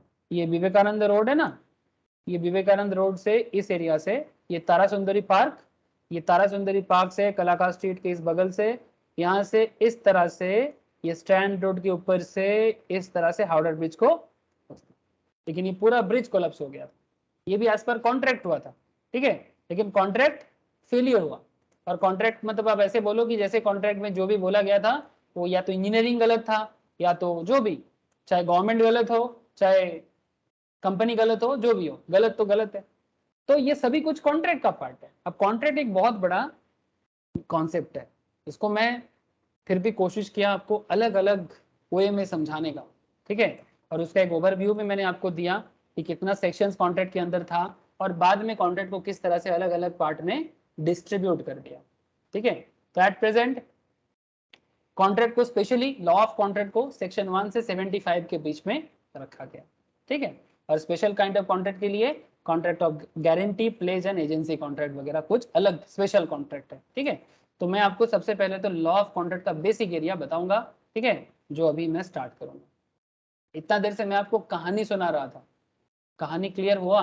कोई सवाल है किसी के मन में? Any question from anyone contract के बारे में? बताइए सर, कुछ सवाल है तो कीजिए, सबको पूछ रहा हूँ मैं। लो, तथा रोशनी, अर्पिता, मिसेस बैनर्जी, শ্রদ্ধা, রাজন্য, সবই কো, নীল, স্যার এনিওয়ান? ওকে স্যার, সবাই বুঝতে পারছে তো? ব্যাকগ্রাউন্ড ক্লিয়ার হয়েছে সবার? Yes sir. Yes sir. Okay sir, ठीक है सर। अगर बैकग्राउंड क्लियर है तो अभी थोड़ा धीरे धीरे अंदर जाना है सर। ठीक है, थोड़ा अंदर जाना है। अंदर मतलब अभी कॉन्ट्रैक्ट एक्ट को अंदर से समझना, दिल से दिमाग से, दोनों वे से। तो इंडियन कॉन्ट्रैक्ट एक्ट 1872 के बारे में डिटेल्स में जानकारी लेना स्टार्ट करते हैं सब, ठीक है। तो क्या जानेंगे, क्या सीखेंगे? सर सबसे पहले हमें ये जानना पड़ेगा, understand the meaning and terms agreement. Meaning and terms of agreement. Agreement क्या है? मैं आपको पहले ही बोला था एग्रीमेंट क्या है, फ्लिपकार्ट के एग्जाम्पल में। यहाँ हम दुकान में जाके ऑफर करते हैं, दुकानदार मेरा काम को एक्सेप्ट करता है, मतलब मेरा बात को, ऑफर प्लस एक्सेप्टेंस होगा तभी एग्रीमेंट बनेगा, ठीक है। तो ऑफर क्या है, एक्सेप्टेंस क्या है, नेक्स्ट सवाल आता है। सर एग्रीमेंट क्या है बता दिए, बट ऑफर एक्सेप्टेंस तो नहीं बताया, उसको भी एज पर लॉ बताना पड़ेगा, ठीक है। ऑफर का भी अलग अलग टाइप्स होता है, एक्सेप्टेंस का भी अलग अलग टाइप्स होता है, सब कुछ बताएंगे सब। And note the distinction between the two. अब एग्रीमेंट एंड कॉन्ट्रैक्ट के बीच में फर्क क्या है? ऑफर हो गया, एक्सेप्टेंस हो गया, इक्वल्स टू एग्रीमेंट हो जाएगा, ठीक है। मतलब मियाँ बीबी राजी तो क्या करेगा काजी, ये हो गया एग्रीमेंट। सर बात को समझो, मेरा गाने पे नजर मत दो, ये बीच बीच में ना लॉ की क्लास में ना अपने मन में हमें ना पहले से ना सोच के नहीं आता, जो मन में आता है बोल देता हूँ। अब मियाँ बीबी का राजी का मतलब क्या है? मियाँ बीबी राजी ये बहुत ही फेमस गाना है, ठीक है। मियाँ बीबी राजी तो क्या करेगा काजी। अब कॉन्सेप्ट इज दैट कि ऑफर जो कर रहा है वो भी हाँ है, जो एक्सेप्ट कर रहा है वो भी हाँ है, तो दोनों के बीच में बना ना एग्रीमेंट। लेकिन इसमें कॉन्ट्रैक्ट कहां से आ जाएगा? तब जब एज पर लॉ इनको बांध दिया जाएगा। जैसे मानो कि आज के डेट में जैसे मैरिज होता है, मैरिज कभी हमारे देश में कॉन्ट्रैक्ट नहीं होता था, इंडिया में कभी मैरिज कॉन्ट्रैक्ट नहीं होता था। सर फिर से आप बोल रहे हो इतिहास बोल रहे हो? हाँ सर, क्या करें, आपको बता देना जरूरी लगता है मुझे। सर हमारे देश में मैरिज कभी भी कॉन्ट्रैक्ट नहीं था, लेकिन ये जब से फॉरेन इन्वेजन चालू हुआ, ये लोग शादी को एक खेल समझ के रखा, क्योंकि शादी जैसा चीज या मैरिज जैसी चीजों को ना कॉन्ट्रैक्ट का जरूरत नहीं होता है। क्योंकि जब भी आप कॉन्ट्रैक्ट में बांधते हो, क्या ये बिजनेस है, मैरिज क्या बिजनेस है? हाँ। लेकिन आजकल ना इंसान इंसान के बीच में क्या चल रहा है ना, शादी जैसे एक बिजनेस हो गया, ठीक है। डिवोर्स हो जाएगा तो फिर पति को क्या मिलेगा, पत्नी को क्या मिलेगा, विश्वास छोड़ के बाकी सब चीज है आज के डेट में।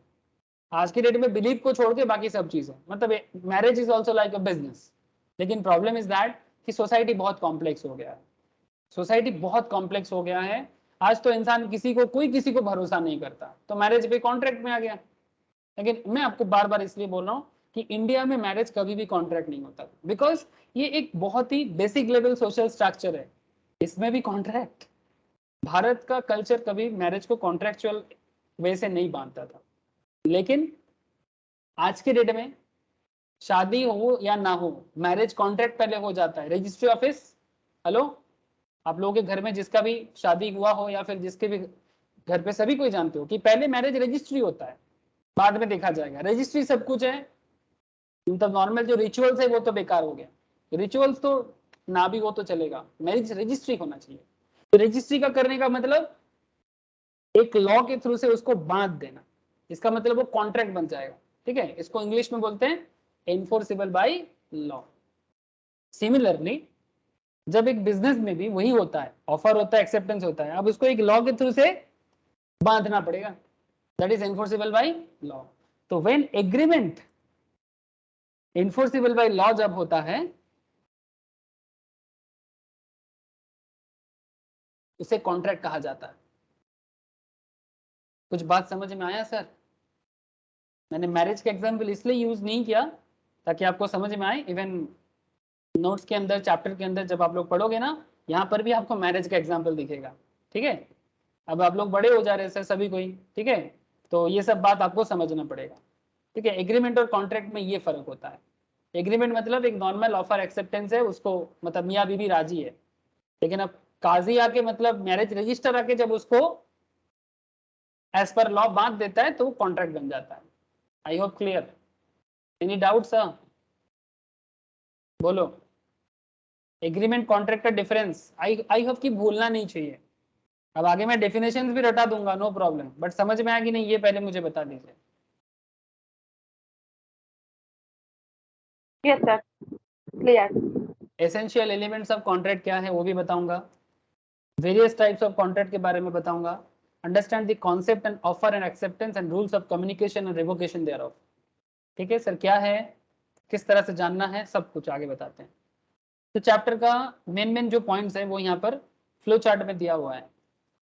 इसमें हमें ये जानना पड़ेगा सर एलिमेंट्स ऑफ कॉन्ट्रैक्ट, उसमें एग्रीमेंट, एग्रीमेंट के बीच में ऑफर क्या, एक्सेप्टेंस क्या, एनफोर्सेबिलिटी एट लॉ, मतलब लॉ किसी को एनफोर्स, किसी पर्टिकुलर कॉन्ट्रैक्ट को एनफोर्स कैसे करेगा, लॉ किसी पर्टिकुलर कॉन्ट्रैक्ट को, एग्रीमेंट को एनफोर्स कैसे करेगा, उसके पीछे एनफोर्सेबिलिटी हमेशा पॉसिबल ना भी हो सकता है, कैसे, आगे का चर्चा है सर।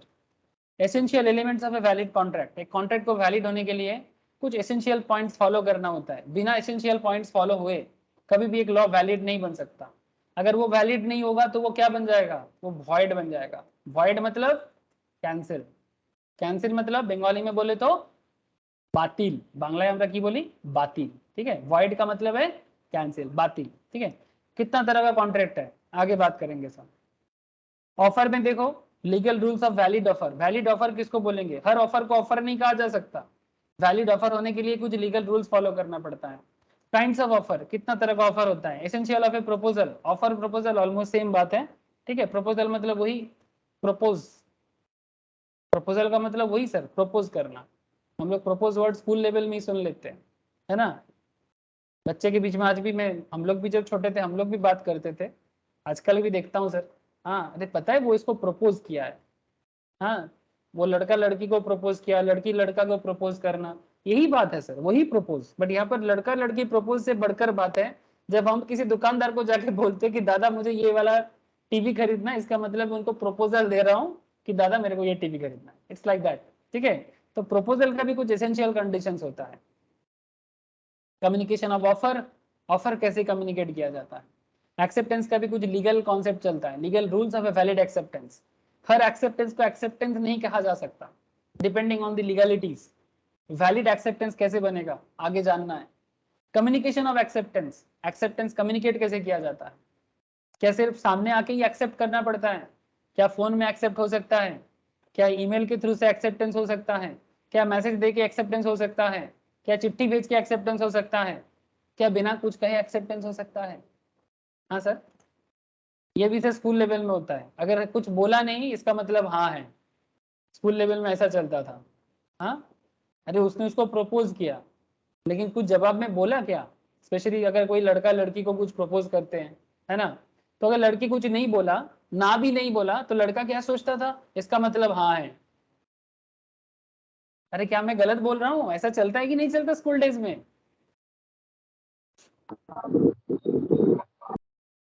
यस और नो, ऐसा ही होता है सर, मेरे को तो ऐसा ही लगता है, आप चाहे जमाना कुछ भी हो ये तो चलता है। तो कम्युनिकेशन ऑफ एक्सेप्टेंस, ठीक है, कम्युनिकेशन ऑफ एक्सेप्टेंस, एक्सेप्टेंस का कितना मोड बिजनेस ने बनाया वो जानना है सर। ओके सर, ये जो बात मैं बीच बीच में करता हूँ ये ओनली फॉर योर अंडरस्टैंडिंग, मुझे आपका आपका फोकस अंडरस्टैंडिंग में रखना है इसलिए करता हूँ, मेरा और कोई इरादा नहीं होता सर।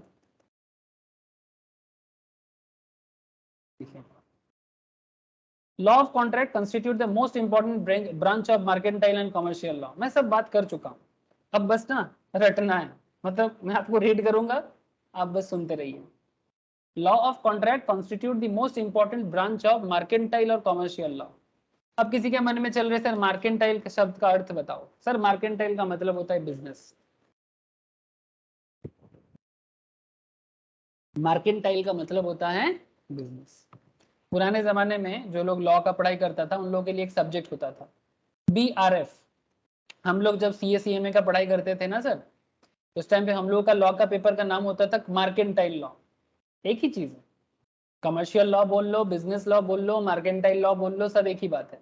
पुराने टाइम पे, मतलब पुराना टाइम मतलब 10 साल पहले कॉलेज लेवल में जो लॉ का किताब होता था, आज भी अगर किसी के घर में 10 साल 15 साल पुराना लॉ का किताब हो ना, MCOM या BCOM के लिए या अगर LLB के लिए, अब देखना वहां पर बिजनेस लॉ का किताब का नाम ऐसे लिखा होता था BRF। क्या मतलब है, बिजनेस रेगुलेटरी फ्रेमवर्क सर আমাদেরও ছিল এরকম। हाँ एग्जैक्टली सर, वही कॉन्सेप्ट है, सेम बात। आज सीधा सीधा सीधा कहा जाता है, उस टाइम पे थोड़ा सा इस तरह से बोला जाता है, मतलब वही है। आज भी आप किसी लॉ फॉर्म में जाओगे ना, जिनके पास पुराना किताबें हैं, आपको बीआरएफ का किताब दिख जाएगा, ठीक है। बीआरएफ, आप सोचोगे क्या बीआरएफ है, उसका फुल फॉर्म है बिजनेस रेगुलेटरी फ्रेमवर्क, बिजनेस को रेगुलेट करने का फ्रेमवर्क, जिसमें कॉन्ट्रैक्ट एक्ट एक पार्ट है, sale of goods act, partnership act, LLP act, company act, ये सब एडवांस लेवल में जब एग्जीक्यूटिव ग्रुप 2 में पढ़ाते हैं वहां पर इकोनॉमी लॉ, ठीक है, सेबी एक्ट, सिक्योरिटी लॉ, ठीक है, ये सभी लॉ आ जाता है बीआरएफ के अंदर। बहुत बड़ा एरिया है सर, जितना बड़ा बिजनेस होगा उतना बड़ा लॉ होगा, ठीक है। अच्छा, अब नाउ इट अफेक्ट्स एवरीबॉडी। अब आपके मन में चल रहा होगा सर ये कमर्शियल लॉ किसके लिए है या मार्केटाइल लॉ किसके लिए है? सर इट अफेक्ट्स एवरीबॉडी, ये सबको अफेक्ट करता है। So trade and commerce and industry, it affects everybody more so trade को, कॉमर्स को, इंडस्ट्री को।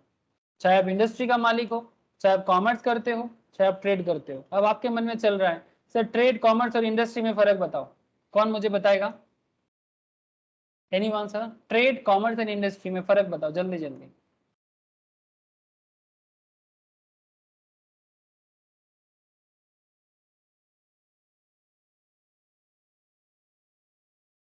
कोई बता सकते हैं क्या? हाँ बोलिए। ट्रेड मतलब buy and sale, okay, industry manufacture से रिलेटेड, ओके, और commerce with service, buy and sale with service. Buy and sale with service. मैं यहाँ पर आपको बता सकते हैं सर, हाँ, जैसे ज्योति ने बताया, बहुत अच्छा बताया। जैसे ये टीवी किसने बनाया? सोनी ने। इंडस्ट्री क्या है? सोनी, है ना सर। अब सोनी ने जब इसको सेल किया, किसको सेल किया? सेलर को सेल किया। कौन है सेलर? ओमनीटेक रिटेल, ठीक है। अब सोनी के साथ ओमनीटेक रिटेल का बाई सेल चल रहा है, ये हो गया ट्रेड, ठीक है। सिमिलरली ओमनीटेक जो है वो फ्लिपकार्ट के थ्रू से सेल कर रहा है, ओमनीटेक फ्लिपकार्ट के थ्रू से सेल कर रहा है, तो ओमनीटेक भी क्या कर रहा है? ट्रेड।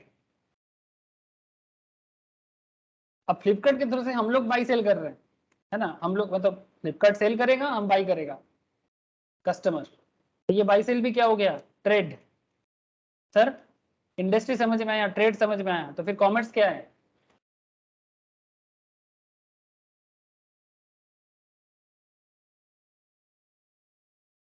सोनी ने बनाया, सोनी इंडस्ट्री है।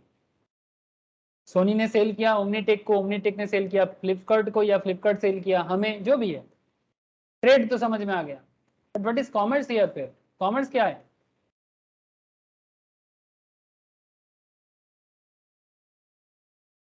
इंडस्ट्री को हम मैन्युफैक्चरिंग भी बोल सकते हैं, थोड़ा सा अगर रूट लेवल में जाए तो। Industry equals to manufacturing, trade equals to buy sale, trade equals to buy and sale. Then what is commerce? कौन बताएगा? Commerce equals to what? हाँ बोलो। इस पे जो 1 ईयर वारंटी मिल रहा है वो service. Thank you sir, commerce equals to service. जब किसी पर्टिकुलर मैटर पे सर्विस नहीं होगा वो कॉमर्स नहीं हो सकता। जैसे आप लोग, वेरी गुड ज्योति, आपने टीवी खरीदने गया, अगर ये टीवी में वारंटी नहीं है, कौन है जो ये टीवी खरीदेगा? बोलो, बिना वारंटी का टीवी कौन खरीदेगा? एनीवन?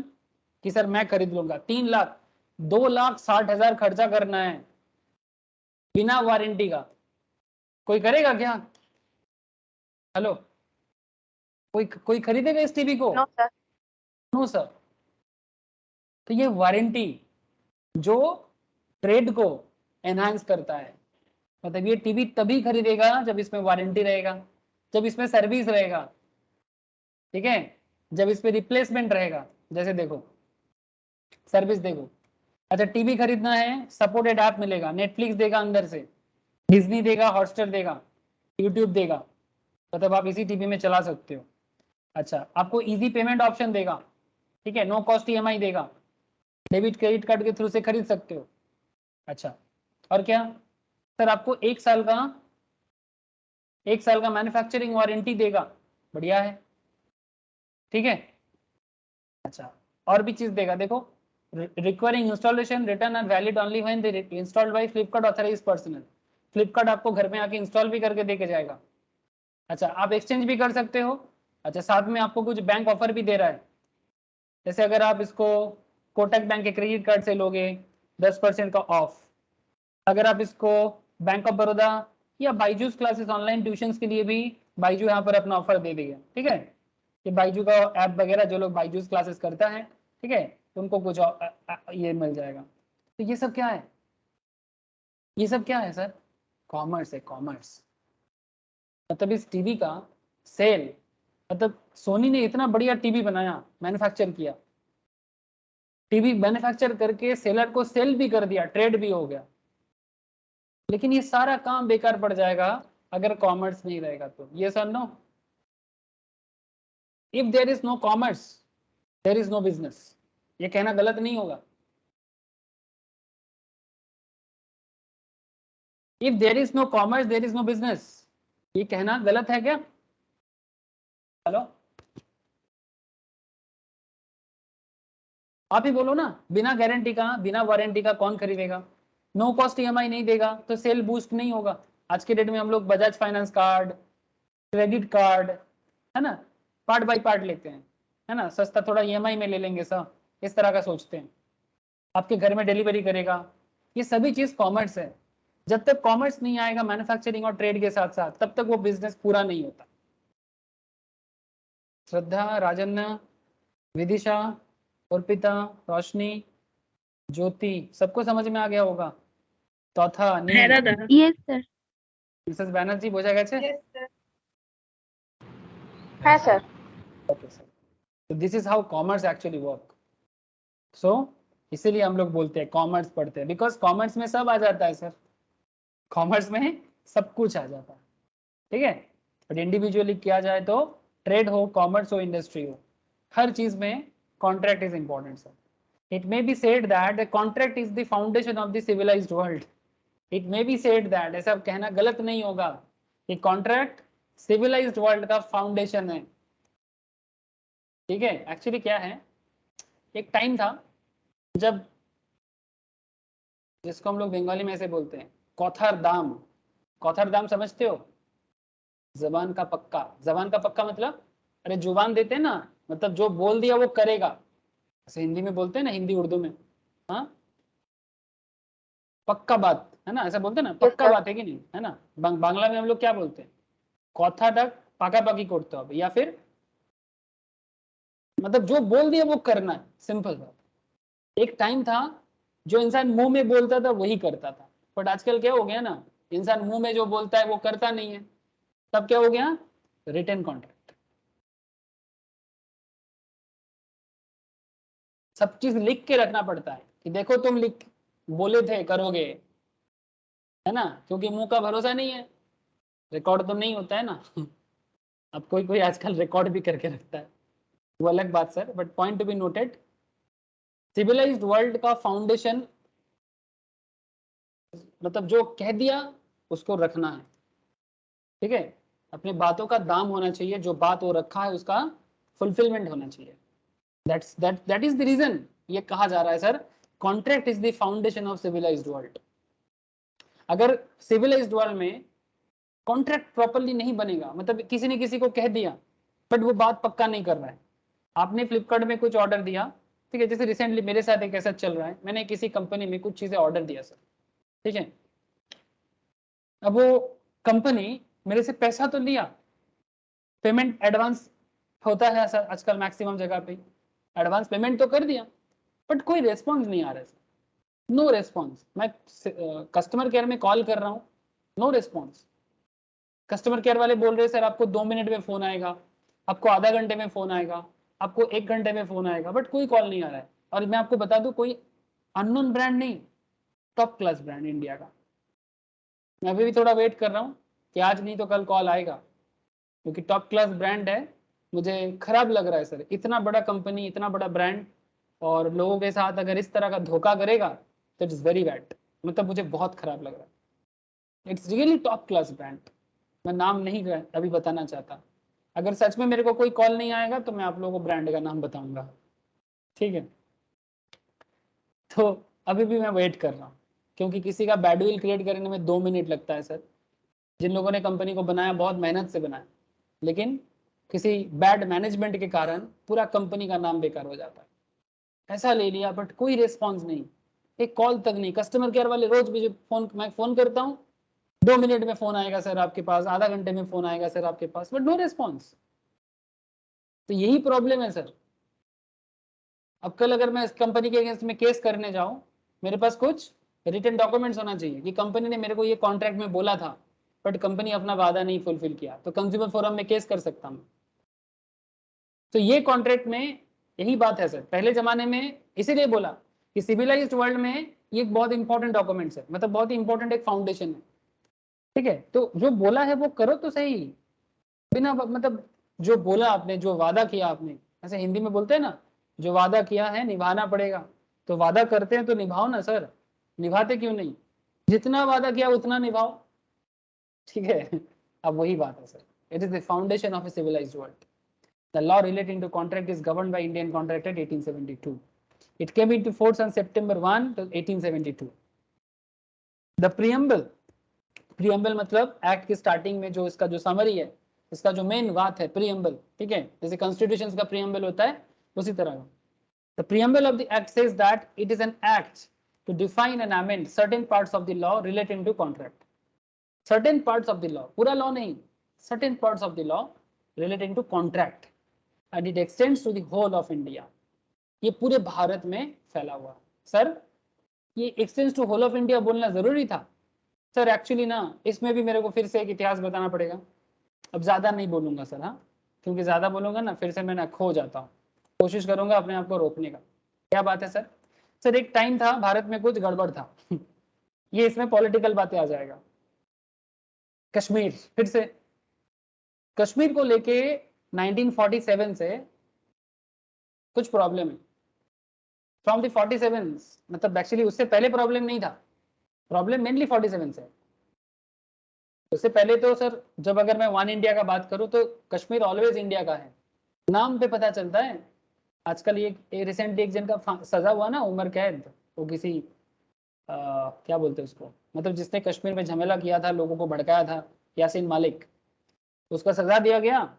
तो बहुत लोग विरोध कर रहे हैं कि आप एक यासीन मालिक के आज़ादी पे बोल रहे हैं। बहुत सारे लोग बोल रहे हैं सर, मतलब उसको फांसी नहीं दिया गया, उसको उम्र कैद दिया गया, तो उसका गुड बिहेव के कारण, नहीं तो उसको फांसी ही होता। तो बहुत लोग ऐसे आवाज नारा लगा रहे हैं कि कश्मीर का फ्रीडम फाइटर को सजा दिया गया। ठीक है, मतलब आप समझ नहीं सकते सर, इनको फ्रीडम फाइटर बोल के ना भारत का इतिहास को गंदा कर रहा है। कश्मीर का मतलब क्या है आधा से ज्यादा लोगों को पता ही नहीं है। तो बहुत सारे कश्मीर के लोग, जो लोग ये इस तरह का आवाज उठा रहा था, उनको जाके किसी ने पूछा कि आप लोग कहाँ से हैं, तो बोला कश्मीर से। तो बोले कश्मीर का मतलब बताओ, पता है किसी को कश्मीर का मतलब? कश्यप ऋषि का नगर है कश्मीर। हम लोगों में से बहुत लोगों का गोत्रो भी है सर। अब क्या बताऊं मैं आपको, इस कश्मीर को लेके लेटेस्ट ट्रेंड में कुछ प्रॉब्लम हुआ, स्पेशली ब्रिटिश पीरियड में 1947। तो उसके बाद एक्चुअली इसका प्रॉब्लम सर नेहरू जी ने किया, हमारा रेस्पेक्टेड प्राइम मिनिस्टर। मतलब बात को पूरा नहीं किया, आधा अधूरा छोड़ के चला गया। अब उसी आधा अधूरा का प्रॉब्लम है ये चीज। जैसे होता है ना, घर में अगर जो बुजुर्ग होते हैं, जो बड़े होते हैं, फैमिली में जब पार्टीशन करना होता है कि भाई कौन सा प्रॉपर्टी किसको देना चाहिए, किसको नहीं देना चाहिए, डिटेल्स में बता के जाओ ना। अगर नहीं बता के जाएगा तो प्रॉब्लम क्या होता है, बाद में बच्चा लोग मारपीट करता है ना। हेलो, अगर माँ पापा या दादा दादी या दादू ठाकुमा ये लोग अगर प्रॉपर्टी को प्रॉपरली अपने बच्चों के बीच में बता के नहीं जाता कि भाई किसका कौन सा हिस्सा है, फिर बाद में जब डिस्प्यूट क्रिएट होता है तो मारपीट करता है। तो कश्मीर को लेके ऐसा मारपीट है। अब यहाँ पर मेन मारपीट तो इंडिया पाकिस्तान के बीच में है। हम लोग दोनों बिछड़ा हुआ भाई है, भाई नहीं बोलेंगे, पाकिस्तान हमारा बिछड़ा हुआ क्या बोलो, मतलब हाँ भाई चलो बोल देते हैं। ठीक है, हमसे गुस्सा होके अलग हो गया जात पात धर्म के नाम पे, ठीक है चलो मान लिया। लेकिन बीच में चाइना टपक गया, मतलब ये हमारा एनिमी बन गया और इसके साथ जोड़ बंध के चाइना पाकिस्तान का मित्र बन के भारत के पीछे लग गया। तो ये कान चाइना खा लिया, ये कान पाकिस्तान खा के बैठा है, अब कश्मीर तुम किसका है? इसको लेके लड़ाई, ठीक है। अब वही, अगर इतिहास में गलती रह जाता है तो मुश्किल। अब ये लैंग्वेज क्यों यहाँ पर ऐड हुआ, इसीलिए मैं आपको ये बात कर रहा हूँ। It extends to whole of India. अब यहाँ पर सिर्फ कश्मीर का इशू ही नहीं है, ब्रिटिश जाने के टाइम पे कुछ और जगह को लेके भी डिस्प्यूट था, जैसे कि सिक्किम। सिक्किम बाद में भारत का हिस्सा बना, वो भी फ्रीली, ठीक है। कश्मीर भी भारत का हिस्सा बना, लेकिन कुछ डिस्प्यूट हो गया, ठीक है। और भी कुछ किंग में, मतलब उस टाइम पे राजा लोगों का था, जो इंडिपेंडेंट राजा थे, वो लोग, देखो सर, एक कंट्री को एक होना जरूरी है, तो कुछ कुछ लॉ किसी किसी एरिया में एप्लीकेबल नहीं होता था, कुछ कंडीशन के कारण। ऐसा ही कुछ लॉ कश्मीर में मना था, सिक्किम में मना था, नॉर्थ ईस्टर्न स्टेट्स में, नागालैंड वगैरह में थोड़ा सा दिक्कत था, गोवा में दिक्कत था, ठीक है। ऐसे किसी किसी एरिया में थोड़ा थोड़ा प्रॉब्लम था, इसीलिए लॉ में लिखा जाता था it's extends to whole of India. सबसे ज्यादा आपको देखा होगा जम्मू एंड कश्मीर में प्रॉब्लम था, ठीक है। आसाम में थोड़ा प्रॉब्लम था, जब आसाम, तो एक टाइम पे आसाम मतलब पूरा ये आसाम हुआ करता था, फिर आसाम में दिक्कत बढ़ने लगा, तो आसाम से नॉर्थ ईस्टर्न स्टेट्स में मणिपुर, नागालैंड को थोड़ा अलग अलग स्टेट बना दिया गया, लेकिन कुछ लॉ वहां पर भी एप्लीकेबल होने में देरी हुआ, ठीक है।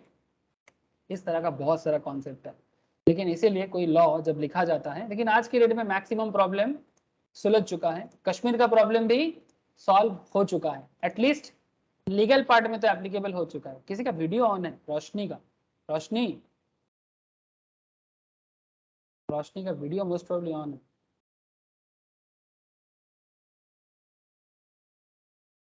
ठीक है सर, দাদা হাত লেগে অন হয়ে গেছিল। ठीक है, ठीक है, इसीलिए मैं बोल, तो अभी मैक्सिमम प्रॉब्लम सॉल्व हुआ है। कश्मीर का मुद्दा तो रिसेंट में सॉल्व हुआ है सर। करंट गवर्नमेंट ने कश्मीर में 370 जो स्पेशल सेक्शन जो नेहरू साहब के टाइम पे लगाया, और कश्मीर को स्पेशल स्टेटस दिया गया था। और स्पेशल स्टेटस मतलब कि वो भारत का हिस्सा है पर है भी नहीं, स्पेशल स्टेटस का ये मतलब था, कश्मीर तुम भारत का हो पर हो भी नहीं। ये क्या बात है, हो तो हो, ना हो तो ना हो। अब ना होने का तो कोई सवाल नहीं होता ना। कश्यप ऋषि किसका है, पाकिस्तानियों का है क्या, या चाइनीज का है? अब क्या बोलूं मैं इसको, अब छोड़ो, अलग बात। अब अलग मुद्दे पे नहीं जाना चाहते, जाना भी नहीं चाहिए, अभी माहौल गर्म है चारों तरफ। 370 सेक्शंस लगा के कश्मीर को स्पेशल स्टेटस दे दिया। अब स्पेशल स्टेटस को अभी रिसेंट गवर्नमेंट ने हटाया, मतलब ये स्पेशल स्टेटस को हटाने का मतलब क्या है कि कश्मीर तुम पूरा पूरी हमारा हो, कोई स्पेशल स्टेटस नहीं है। एक माँ का 4 बच्चा है, चारों बच्चा उसका इक्वल है, किसी को स्पेशल बच्चा नहीं माना जा सकता ना। हाँ, लला लोंगड़ा है तो अलग बात, ठीक है, बट कश्मीर क्या मतलब लाला लोंगड़ा है क्या, मतलब कोई इसका पैर हाथ कटा हुआ है? नहीं, स्वर्ग है दुनिया का, ठीक है। तो कश्मीर का स्पेशल स्टेटस हटा दिया गया, और अभी कश्मीर भारत का अभिन्न अंग फिर से बन गया, ठीक है। इसीलिए पहले के टाइम पे लिखा होता था extends whole of India except the states of Jammu Kashmir, but आज ये लिखने का जरूरत नहीं है। बार बार इतिहास आ जाता है सर, मैं क्या करूं, कोई बात नहीं, आप लोगों को बस जानकारी देने के लिए बता देता हूँ। इंट्रो लेक्चर्स है, इसलिए थोड़ा जितना हो सके कहानी जान लो, आगे आगे और कहानी नहीं रहेगा, आगे आगे सिर्फ लॉ और लॉ रहेगा। Act mostly deals with general principles and rule governing contracts. The act is divisible into 2 parts. First part section 1 से 75 में बोला है, ठीक है, जो बेसिकली बेसिक लेवल में बात किया, और दूसरा पार्ट जो स्पेशल टाइप ऑफ कॉन्ट्रैक्ट में बात किया 124 से 238 स्पेशल काइंड्स ऑफ कॉन्ट्रैक्ट, जिसमें आपको पहले ही बोला इंडेमनिटी मतलब बेसिकली कुछ लॉस वगैरह होता है ना, इसको हम लोग बंगाली में बोलते हैं ना क्षतिपूरण, ठीक है, या क्षतिपूर्ति हिंदी में बोलते हैं, क्षतिपूर्ति, या हिंदी में बांग्ला में बोलते हैं क्षतिपूरण या इंडेमनिटी। गारंटी, गारंटी जैसे आप कंपनी में गारंटी देखते हो ना, ठीक है, कंपनी गारंटी देता है, वो गारंटी एक्ट भी होता है। बेलमेंट, बेलर बेली कॉन्सेप्ट में चलता है, प्लेज, एजेंसी कॉन्सेप्ट, ये स्पेशल काइंड्स ऑफ एक्ट है, कॉन्ट्रैक्ट है। तो हम लोग स्पेशल में बाद में जाएंगे सब, लेकिन पहले आपको मैं बेसिक बात पहले करूंगा। मतलब सेक्शन 1 से लेके 75 का जो एरिया है, इसमें सबसे पहले बात करना चाहिए। The result of increasing complexities of business environment, day by day business environment complex हो रहा है। Innumerable contracts are entered into by the parties, innumerable। मैं आपको एक टीवी बेचने के तहत फ्लिपकार्ट में जाके बताया था कि एक टीवी बेचने को लेके कितना कॉन्ट्रैक्ट हुआ है, एक टीवी। तो सोचो कितना प्रोडक्ट है फ्लिपकार्ट के पास, कितना नंबर ऑफ कॉन्ट्रैक्ट सिर्फ फ्लिपकार्ट में है, सिर्फ फ्लिपकार्ट में। अमेजोन छोड़ दो, हमारे आसपास के दुकानदारों को छोड़ दो, तो जस्ट इमेजिन। इसीलिए बोला इननंबरेबल contracts are entered into by the parties in usual course of carrying on their business contract. It is the most usual method of defining the rights and duties in a business transaction. The branch of law is different from other branches of law in every important aspect. It does not prescribe so many rights and duties which the law will protect or enforce. Instead, it contains a number of limiting principles subject to which the parties may create rights and duties for themselves. मतलब party मतलब जिसके बीच में contract होता है, ठीक है, इनके बीच में किसी का कुछ राइट होता है, राइट मतलब अधिकार, ठीक है, सवाल अधिकार का है, ठीक है, एंड ड्यूटी मतलब जिसने जो कहा वो निभाने का है, जो वादा किया है निभाना पड़ेगा, अगर नहीं निभाया तो अधिकार का मांग किया जाएगा। बात समझे कि नहीं? जो वादा किया है निभाना पड़ेगा, पर अगर नहीं निभाया तो अपना अपना राइट मांगा जाएगा। राइट मतलब जिसका जो अधिकार है। जैसे मानो एक सिंपल बात करते हैं, आपने फ्लिपकार्ट में टीवी ऑर्डर किया, आपने अपना राइट ड्यूटी किया, पेमेंट किया, अब फ्लिपकार्ट का काम क्या रहेगा? हेलो आपने पेमेंट कर दिया तो फ्लिपकार्ट का काम क्या रहेगा? आपके घर में सही सलामत टीवी पहुंचा दे, इंस्टॉल कर दे और टीवी चालू कर दे। लेकिन अगर फ्लिपकार्ट ये नहीं करता है तो फिर आप अपने राइट का मांग करोगे कि नहीं करोगे? अरे जवाब चाहिए, जवाब दाओ, बोलो सर, करोगे कि नहीं करोगे? है सर। है ना, सिंपल सा बात है। अगर सर ये फेलियर होता है तो फ्लिपकार्ट बेसिकली आपके साथ ब्रिज करेगा। क्या करेगा? Bridge, bridge of contract. तो इसके अगेंस्ट में आप कोर्ट में जाओगे, कंज्यूमर कोर्ट में जाओगे। सबसे पहले आपके पास प्रूफ रहेगा, बैंक स्टेटमेंट रहेगा, और बिल ना भी रहे तो भी चलेगा, बट आपने फ्लिपकार्ट को पेमेंट किया, उसका प्रमाण आपके पास रहना चाहिए। अगर ये प्रमाण आपके पास है तो आप फ्लिपकार्ट के अगेंस्ट में केस कर सकते हैं। समझ गए कि नहीं? Yes sir. ठीक है, this is how contract act actually help. ठीक है, ये रियल लाइफ प्रॉब्लम को सॉल्व करता है सर। ठीक है, this is a problem solving act, it's a very basic level act. आधा से ज्यादा प्रॉब्लम बिजनेस लेवल में तो कॉन्ट्रैक्ट एक्ट से ही सॉल्व हो जाता है, बाकी आधा के लिए थोड़ा स्पेशल एक्ट। तो इसीलिए बोला it does not prescribe so many rights and duties which will lead to protect और enforce, instead of it contains number of limiting principles subject to which parties may create rights and duties for themselves. Indian Contract Act 1872 codified the legal principle that govern contracts.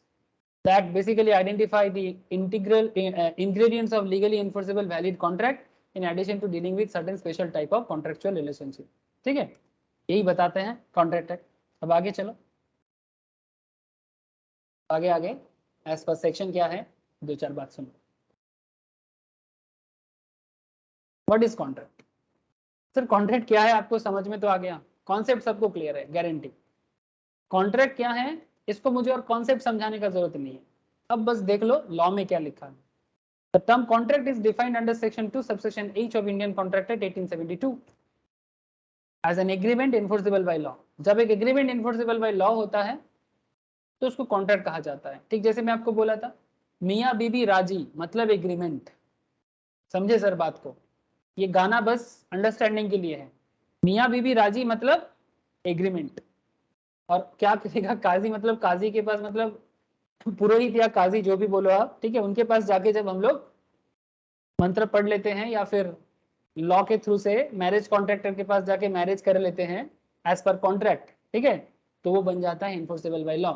Similarly business में क्या होता है, किसी ने offer किया, किसी ने accept किया और उसको एग्रीमेंट के थ्रू से एज पर लॉ इन्फोर्सेबल कर दिया गया, तो वो बन जाएगा कॉन्ट्रैक्ट। इसलिए क्या बोला कॉन्ट्रैक्ट का मतलब क्या है? कॉन्ट्रैक्ट जो है वो सेक्शन 2 सबसेक्शन H में बोला गया है इंडियन कॉन्ट्रैक्ट एक्ट 1872 में। एन एग्रीमेंट जब इन्फोर्सेबल बाय लॉ होता है तो उसे कॉन्ट्रैक्ट कहा जाता है। एग्रीमेंट कॉन्ट्रैक्ट में हमेशा दो पार्ट होता है, दो एलिमेंट होता है, एक होता है एग्रीमेंट, दूसरा होता है इन्फोर्सेबिलिटी बाय लॉ। एक होगा एग्रीमेंट, दूसरा होगा enforceability of law. Now what is agreement? Now what is agreement? Sir, agreement means the term agreement given in section 2 subsection E of the Indian Contract Act. Sir section याद रखना पड़ेगा? Yes 100%. You must remember section, तभी जाके आप एक business lawyer की तरह काम कर पाओगे. मतलब कौन से सेक्शन में क्या लिखा हुआ है इसका नॉलेज आपको हमेशा होना चाहिए, और एग्जाम में भी आपको सेक्शन उठा के ही लिखना पड़ेगा. सर अगर ना लिखे तो सर मार्क्स काटा जाएगा या कम नंबर मिलेगा. सर अगर एमसीक्यू क्वेश्चन है तो काट दिया जाएगा, सेक्शन गलत लिखेंगे तो भी मार्क्स काटा जाता है. ठीक है, इसीलिए पढ़ने के टाइम पे जब लॉ, हम अगर टीवी में कभी केस देखते हो ना, हमेशा ना मेंशन करते हैं, रेफरेंस देते हैं कि ठीक है आप एग्रीमेंट के बारे में बोल तो रहे हो बट एग्रीमेंट के बारे में लिखा कहाँ है, तब आपको रेफरेंस देना पड़ता है. सेक्शन 2 सबसेक्शन ई में लिखा हुआ है एग्रीमेंट मतलब an act is defined as every promise and every set of promise, every promise and every set of promise forming the consideration for each other, every promise and every set of promise forming the consideration for each other. To have an insight into definition of agreement we need to understand promise. अब इसके लिए आपको promise समझना पड़ेगा. What is promise? वही proposal, promise. अब क्या है promise? देखो section 2 subsection B promise को बोला है when the person to whom the proposal is made signifies his assent. Assent मतलब opinion, assent मतलब opinion, मतलब हाँ या ना. The proposal is said to be accepted. अगर assent देता है, हाँ बोलता है, मतलब अपना मर्जी बताता है. ठीक है, the proposal is said to be accepted. The proposal when accepted becomes a promise. जब proposal को accept कर लिया जाता है तो वो promise बन जाता है. जब प्रपोजल को एक्सेप्ट कर लिया जाता है तो प्रॉमिस बन जाता है. सिंपल बात है ना, हम किसी को प्रपोज करते हैं, ठीक है, जैसे हम लोग करते थे ना स्कूल लेवल में, है ना, बिना बात का विल यू मैरी मी, है ना, लड़का लड़की वो घुटने पे बैठ जाते हैं गुलाब लेके, विल यू मैरी मी, बिना बात का, है ना, टीवी में देखा इसलिए. तो अगर हाँ सच का हाँ है तो आगे चल के समझ में आता है, लेकिन झूठ है तो फिर वो प्रॉमिस नहीं रहा, है ना सर, ऐसा चलता है. वही बात है, proposal when accepted becomes a promise. Simple बात है ना, सेक्शन 2 सबसेक्शन बी में कहा गया. अब इसको बिजनेस लेवल में क्या कैसे बता? सर बता चुका ऑलरेडी आपको मैं बिजनेस लेवल में बता चुका हूँ. कैसे? अरे सर फ्लिपकार्ट का टीवी बेच के बताया था. आप फ्लिपकार्ट में गए, ऑफर किए, वो आपका बात एक्सेप्ट किया. सर यहाँ पर एक लैंग्वेज यूज किया था, सेंटेंस, लॉ का सेंटेंस देखो. The term agreement given in section 2 subsection E of the act. अच्छा ये तो बताया, sorry, section 2 subsection B defines the promise as when person to whom the proposal is made signifies his assent thereto, the proposal is said to be accepted. और agreement में क्या बोला था? Every promise and every set of promise forming the consideration for each other. Point to be noted sir, consideration. Consideration क्या है? बदले में कुछ, बदले में कुछ. सर बदले में क्या है? जैसे अगर आप ये सोनी का टीवी खरीदते हो तो आपके घर में क्या आएगा? हेलो, आप टीवी खरीदोगे तो आपके घर में क्या आएगा? बताओ सर.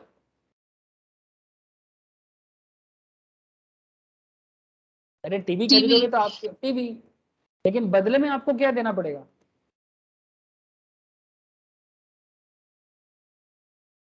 Money sir.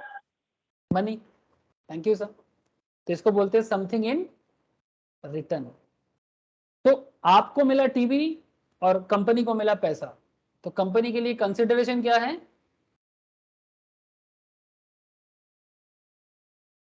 कंपनी के लिए कंसिडरेशन है मनी. आपके लिए कंसिडरेशन क्या है? टीवी. ठीक है, अब देखो सर, अब डेफिनेशन को पढ़ो. लॉ कोई लॉ नहीं है, लॉ प्रैक्टिकल बात है, बस उसको थोड़ा सा ना लीगल वे में लिखना पड़ता है. The term agreement given in section 2 subsection E of the act defined as every promise and every set of promise. एक टीवी या 10 TV forming the consideration for each other. TV के बदले पैसा, consideration for each other.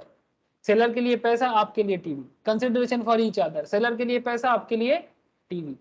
To have an insight in definition of agreement, we need to understand promise here. अब what is promise? Proposal when accepted. हमने propose किया था TV बेचना है कि नहीं, कंपनी ने प्रपोज को एक्सेप्ट किया था.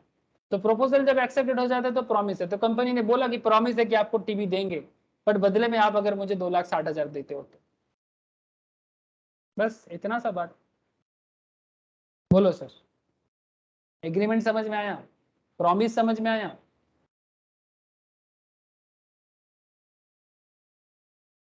Yes sir. अब लॉ कोई लॉ नहीं है, लॉ तो लाइफ है, ये तो डेली लाइफ है सर। ये सर नो, क्या आपको ये लॉ लग रहा है कि डेली लाइफ लग रहा है? मुझे बताइए ना एक बार। Daily life sir. Daily life sir. अब इसको जबरदस्ती लॉ बोल के ना हाइप क्रिएट मत कीजिएगा मन में, लॉ पढ़ रहे हैं, डेली लाइफ को लीगल वे में जान रहे हैं, बस इतना बात है। डेली लाइफ को लीगल वे में जान रहे हैं। अगर ये मानसिकता होगा, ये आपका प्रेजेंट माइंड का कॉन्सेप्ट रहेगा, तो पढ़ाई पढ़ाई नहीं खेल होगा।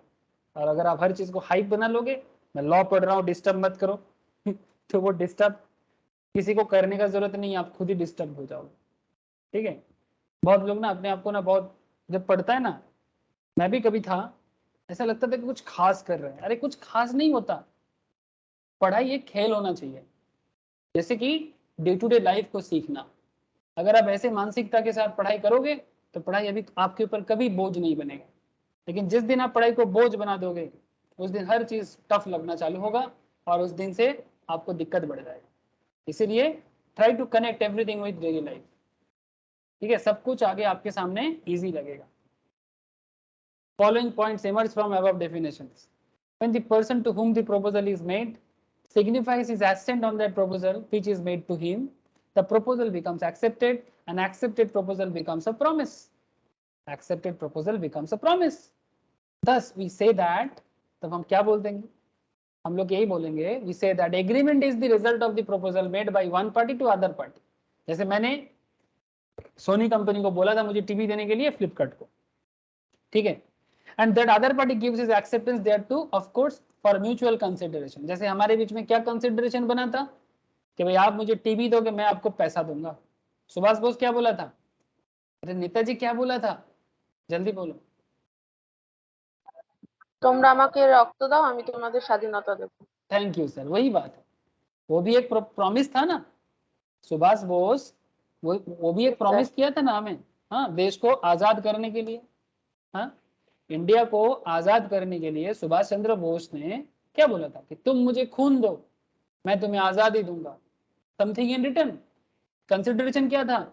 हमारा खून, हम मतलब यहाँ पर देशवासी, जो स्वदेशी करता था, जो विप्लवी था, जो भारत को अंग्रेजों के कॉलोनी से मुक्त करना चाहता था, उसका लीडर कौन था? सुभाष बोस। ठीक है, नेताजी। अब नेताजी आपको बदले में देश का आजादी देने का वादा किया था, दिया भी था सर, वही दिया है। देश का आजादी सुभाष बोस के कारण ही हुआ है सर, बाकी तो सब अंदर का खेल है। और जितना आजादी आपको नहीं दिख रहा है, ठीक है, वो सुभाष बोस को हटा दिया था इसीलिए। जितना आजादी दिख रहा है ना, जस्ट बिकॉज ऑफ इनके लिए। लेकिन क्या है ना, इनका ग्लोरी कम हो जाए, मतलब जानबूझ के कम करने के लिए भारत ने, मतलब कांग्रेस के सरकार ने कभी इसके बारे में बताता नहीं है। ठीक है, ताकि गांधी नेहरू का क्रेडिट बढ़ ना जाए। ठीक है, मतलब कम ना हो जाए। फ्रीडम फाइटर नेहरू जी है तो फिर सुभाष बोस कौन थे? छोड़ो सर, फिर से इतिहास में चले जाएंगे। लेकिन I hope you understand the consideration. ठीक है, I hope you understand the consideration. Consideration मतलब बदले में कुछ होना चाहिए, म्यूचुअल कंसिडरेशन सुभाष बोस के साथ देशवासी का हुआ था। Sir agreement equals to what? Offer plus acceptance. ठीक है, ऑफर के बदले हम प्रपोजल वर्ड भी यूज कर सकते हैं। Offer and proposal is same thing. Now what is enforceability of law? An agreement to become a contract must give rise to legal obligations. Legal obligations मतलब अगर कोई किसी के साथ धोखा करता है तो कॉन्ट्रैक्ट है ना। अरे भाई, कॉन्ट्रैक्ट पेपर में हम लोग ऐसे, एग्रीमेंट पेपर देखा आप लोगों ने? कोर्ट पेपर, कोर्ट पेपर का जरूरत नहीं होता। No sir. अरे कोर्ट पेपर नहीं देखा आप लोगों ने? पेपर, कोर्ट पेपर,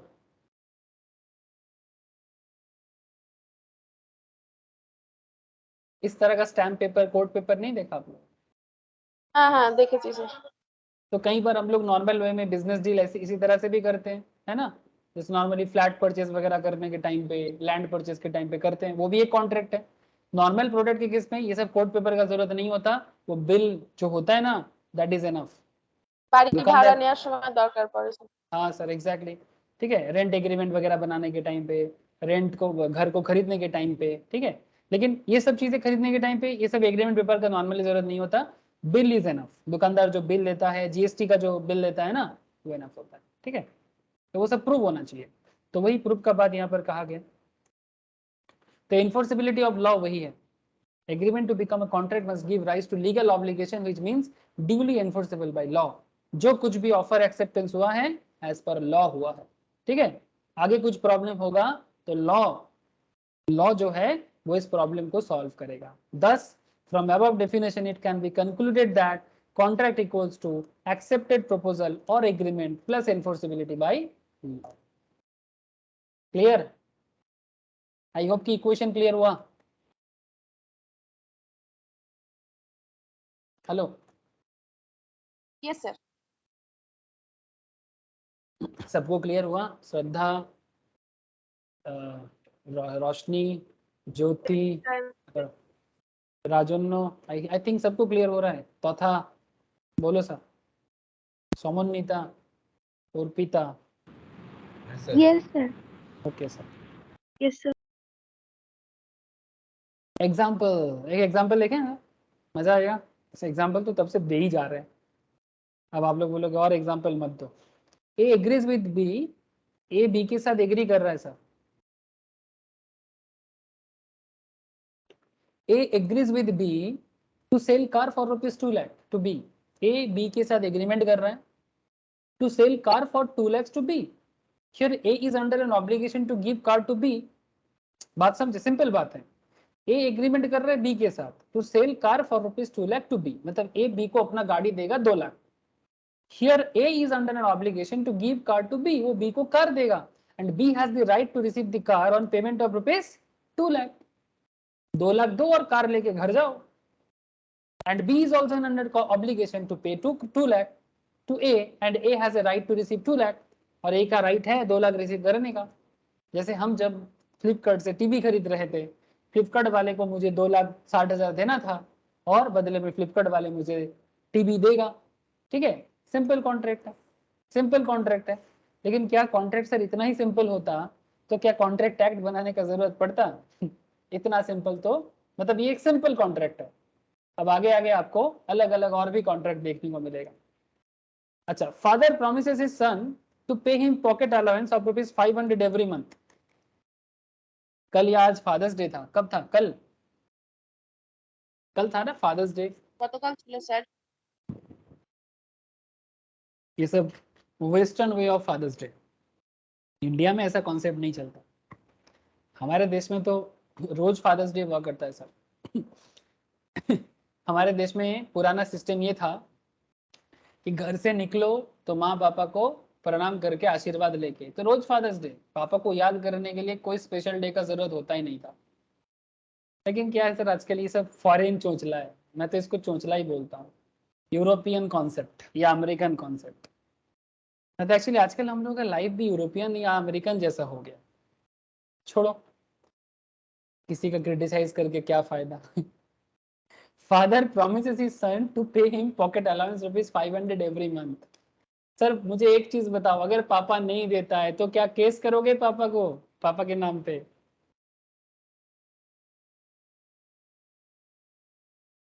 रिसेंटली ऐसा एक बहुत भयंकर घटना घटा है सर, आई होप आप लोगों ने भी देखा होगा।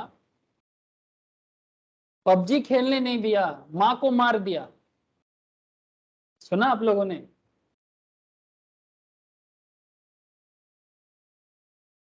Yes sir.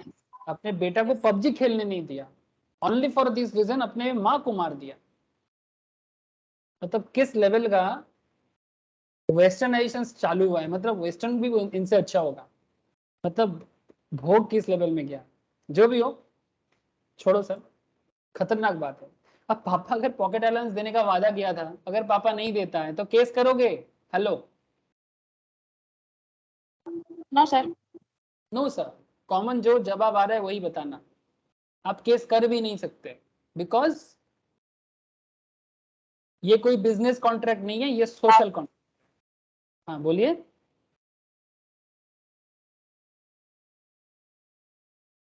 ये एक सामाजिक एग्रीमेंट है, घरेलू सामाजिक एग्रीमेंट है, ठीक है, इसके अगेंस्ट में केस नहीं होता sir. He refuses to pay later, the son cannot recover the same in court of law, as this is a social agreement. This is not created with an intention to create legal relationship. इसमें कोई legality नहीं है, कोई enforceable by law नहीं है। आप पापा को बोल नहीं सकते कि आपने बोला था दिया नहीं, बोल सकते हैं बट कोर्ट में नहीं जा सकते। बोल सकते हैं कि पापा बोला था दिया नहीं, बट कोर्ट में नहीं जा सकते। हो सकता है पापा का किसी कारण से किसी मंथ में सैलरी थोड़ा इधर उधर हुआ, या फिर पापा का बिजनेस में कुछ प्रॉब्लम चल रहा है तो आपको देना भूल गया या नहीं दे पाया, पापा को भी उसका दुख है। लेकिन अब ये सोशल मैटर को भी कोर्ट में लेके जाएंगे क्या? ठीक है, तो ऐसा मैटर में कोर्ट नहीं आता। हस्बैंड वाइफ को बोला है कि आपको हर मंथ 2000 भेजेंगे, वाइफ हस्बैंड ने भेजा नहीं, तो क्या वाइफ हस्बैंड के अगेंस्ट में केस करेगा कोर्ट में जाके? Hello, no sir. हाँ, एक चीज हो सकता है, मानो कि हस्बैंड बाहर रहते हैं, वाइफ घर चलाता है, अपने को भी चलाता है, हस्बैंड मंथली खर्चा जो है वो भेज नहीं रहा है, ये केस बन सकता है। मतलब जीने के लिए, लाइफ सर्वाइवल के लिए जो कॉस्ट है वो नहीं भेज रहा है, इसका केस बन सकता है। बट एक नॉर्मल कि नहीं नहीं मैं आपको पॉकेट मनी दूंगा, ठीक है, या फिर आपको एक हाथ का मतलब किटी पार्टी करने का पैसा दूंगा और किटी पार्टी पैसा नहीं मिला तो वाइफ ने केस कर दिया। जानते हैं ना सर, वाइफ मतलब ये हाउस वाइफ लोग का किटी पार्टी चलता है, तो किटी पार्टी का पैसा नहीं मिला तो क्या केस कर देगा? नहीं सर, ठीक है, सोशल एग्रीमेंट है, सोशल एग्रीमेंट पे केस नहीं बनता। समझ में आ रहा है सर? हेलो, मतलब लीगल रिलेशनशिप हमेशा नहीं बनता है, लीगल रिलेशनशिप बनने के लिए प्रॉपर रीजन होना चाहिए, कुछ कॉमन सेंस भी लगाइए, समझ में आ जाएगा। So law of contract deals with only legal obligation which is resulted from agreement. Such obligation must be contractual in nature. However, some obligation are outside the purview of law of contract. कुछ contract law के बाहर भी होते हैं, जैसे husband wife का contract का matter जो मैं आपको बोल रहा था, वो कॉन्ट्रैक्ट लॉ का पार्ट नहीं है, ठीक है, वो सोशल मैटर का मैटर हो जाएगा, वो सिविल लॉ का पार्ट हो जाएगा, ठीक है। डिवोर्स लॉ ये सब में आ जाता है बहुत सारा कि खर्चा नहीं दे रहा है तो डिवोर्स कर देंगे, something like that, that's the different part of law, ठीक है। हर मैटर को कॉन्ट्रैक्ट लॉ डील नहीं करता, हम लोग यहाँ पर मेनली बिजनेस लॉ को लेके बात करते हैं। Obligation to maintain wife and children and order of code of law, this are status obligation and sort of scope of contract act, ये सब ना कॉन्ट्रैक्ट एक्ट के अंदर नहीं आता। हो सकता है किसी ना किसी कोड में जरूर आएगा, कोई अगर मतलब फादर होके अपने बच्चे को नहीं देखता, कोई हस्बैंड अपनी वाइफ को नहीं देखता, ठीक है, तो ये जो कॉन्सेप्ट है ये भी एक प्रॉब्लम है। इस प्रॉब्लम को कॉन्ट्रैक्ट एक्ट में नहीं होता है सर, उसके लिए अलग सिविल लॉ बना हुआ है, उसके थ्रू से होता है, ठीक है, जो हमारे कॉन्ट्रैक्ट के अंदर नहीं आएगा। तो आई होप कि आपको समझ में आया कि कॉन्ट्रैक्ट एक्ट क्या है, उसमें एग्रीमेंट क्या है, कॉन्ट्रैक्ट क्या है। तो फिर एक बार लास्ट फाइनलाइज करते हैं, 5 मिनट में नहीं 2 मिनट में फाइनलाइज करते हैं सर, कॉन्ट्रैक्ट एक्ट क्या है। Every promise and every set of promise forming for the consideration for each other, मतलब simple offer acceptance is agreement. उसी एग्रीमेंट जब लॉ के थ्रू से एनफोर्सेबल हो जाएगा, बन जाएगा contract. It is wider term including both legal and social agreement. Social and legal agreement में ये एक वाइडर टर्म है, बट कॉन्ट्रैक्ट जो it is used in a narrow sense with the specification that contract is only legally enforceable agreement. मतलब जब legally enforceable होगा उस agreement को ही कॉन्ट्रैक्ट कहा जाता है। बट किसी भी सोशल एग्रीमेंट या नॉर्मल एग्रीमेंट, लीगल एग्रीमेंट, सब एग्रीमेंट हो सकता है, बट एग्रीमेंट कॉन्ट्रैक्ट बनेगा तभी जब वो लीगली एनफोर्सेबल हो। तो ये नैरो सेंस में यूज होता है, जब लीगल मैटर आएगा तभी कॉन्ट्रैक्ट होगा, अदरवाइज वो सिर्फ एग्रीमेंट बन के रह जाएगा। जैसे बाप बेटा का एग्रीमेंट था बट कॉन्ट्रैक्ट नहीं था, हस्बैंड वाइफ का एग्रीमेंट था बट कॉन्ट्रैक्ट नहीं था। Legal obligation it may not create legal obligation, सिर्फ एग्रीमेंट कभी भी लीगल ऑब्लिगेशन क्रिएट नहीं करता। An agreement does not always grant right to the parties. Agreement रहने से ही किसी का अधिकार नहीं आ जाता, एग्रीमेंट रहने से ही किसी का अधिकार नहीं आ जाता। necessarily create legal obligation, a contract always grants certain rights। अगर कॉन्ट्रैक्ट रहेगा, लीगल ऑब्लिगेशंस रहेगा तो उसका अधिकार भी आता है। जैसे कई बार होम रेंट एग्रीमेंट होता है हमारे आसपास में, जानते हैं सर? सोसाइटी में होम रेंट एग्रीमेंट होता है। होम रेंट एग्रीमेंट में एक नोटरी होता है, जानते हैं नोटरी?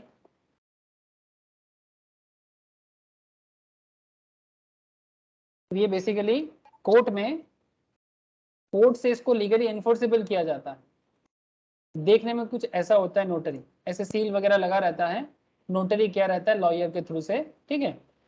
जब तक नोटरी नहीं होता है ना किसी पर्टिकुलर एग्रीमेंट का, वो एग्रीमेंट वैलिड नहीं है सर। वो सिर्फ एग्रीमेंट है बट लीगली एनफोर्सेबल नहीं है, कोर्ट में काम नहीं आएगा। आप बात समझे? अगर किसी एग्रीमेंट में नोटरी नहीं होता, ठीक है, कोर्ट से, उसका लीगल स्टेटस प्रॉब्लम में आ जाएगा।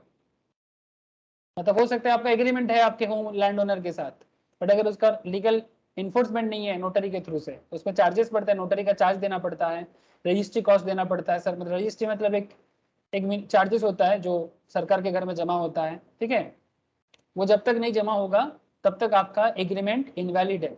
मतलब एग्रीमेंट तो ठीक है बट इन्फोर्सेबल बाय लॉ नहीं है, मतलब वो कॉन्ट्रैक्ट नहीं बना है सर। इसलिए नोटरी कर लेना चाहिए, नहीं तो बाद में जब डिस्प्यूट होता है ना, प्रूव करने के लिए दिक्कत हो जाता है। All agreements are not contract, हर एग्रीमेंट कॉन्ट्रैक्ट नहीं होता बट हर कॉन्ट्रैक्ट एग्रीमेंट जरूर होगा।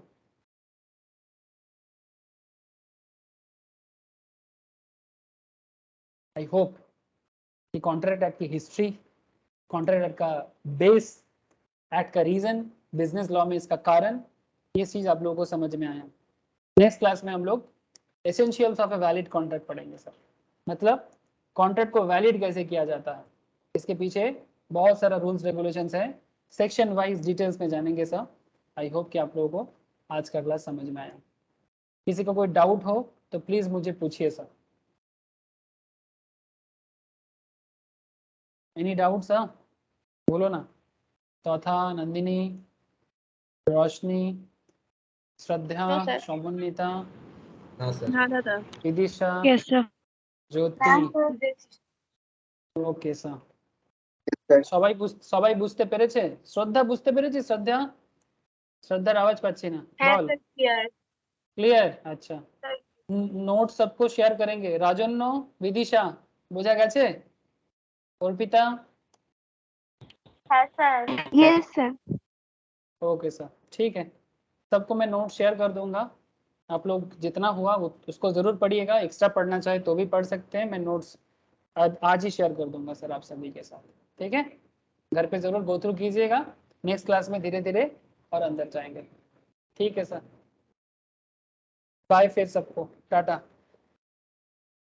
রাখছি দাদা। Bye sir. Bye, sir. Okay bye. Bye, sir. Bye sir. Sir ball. Sir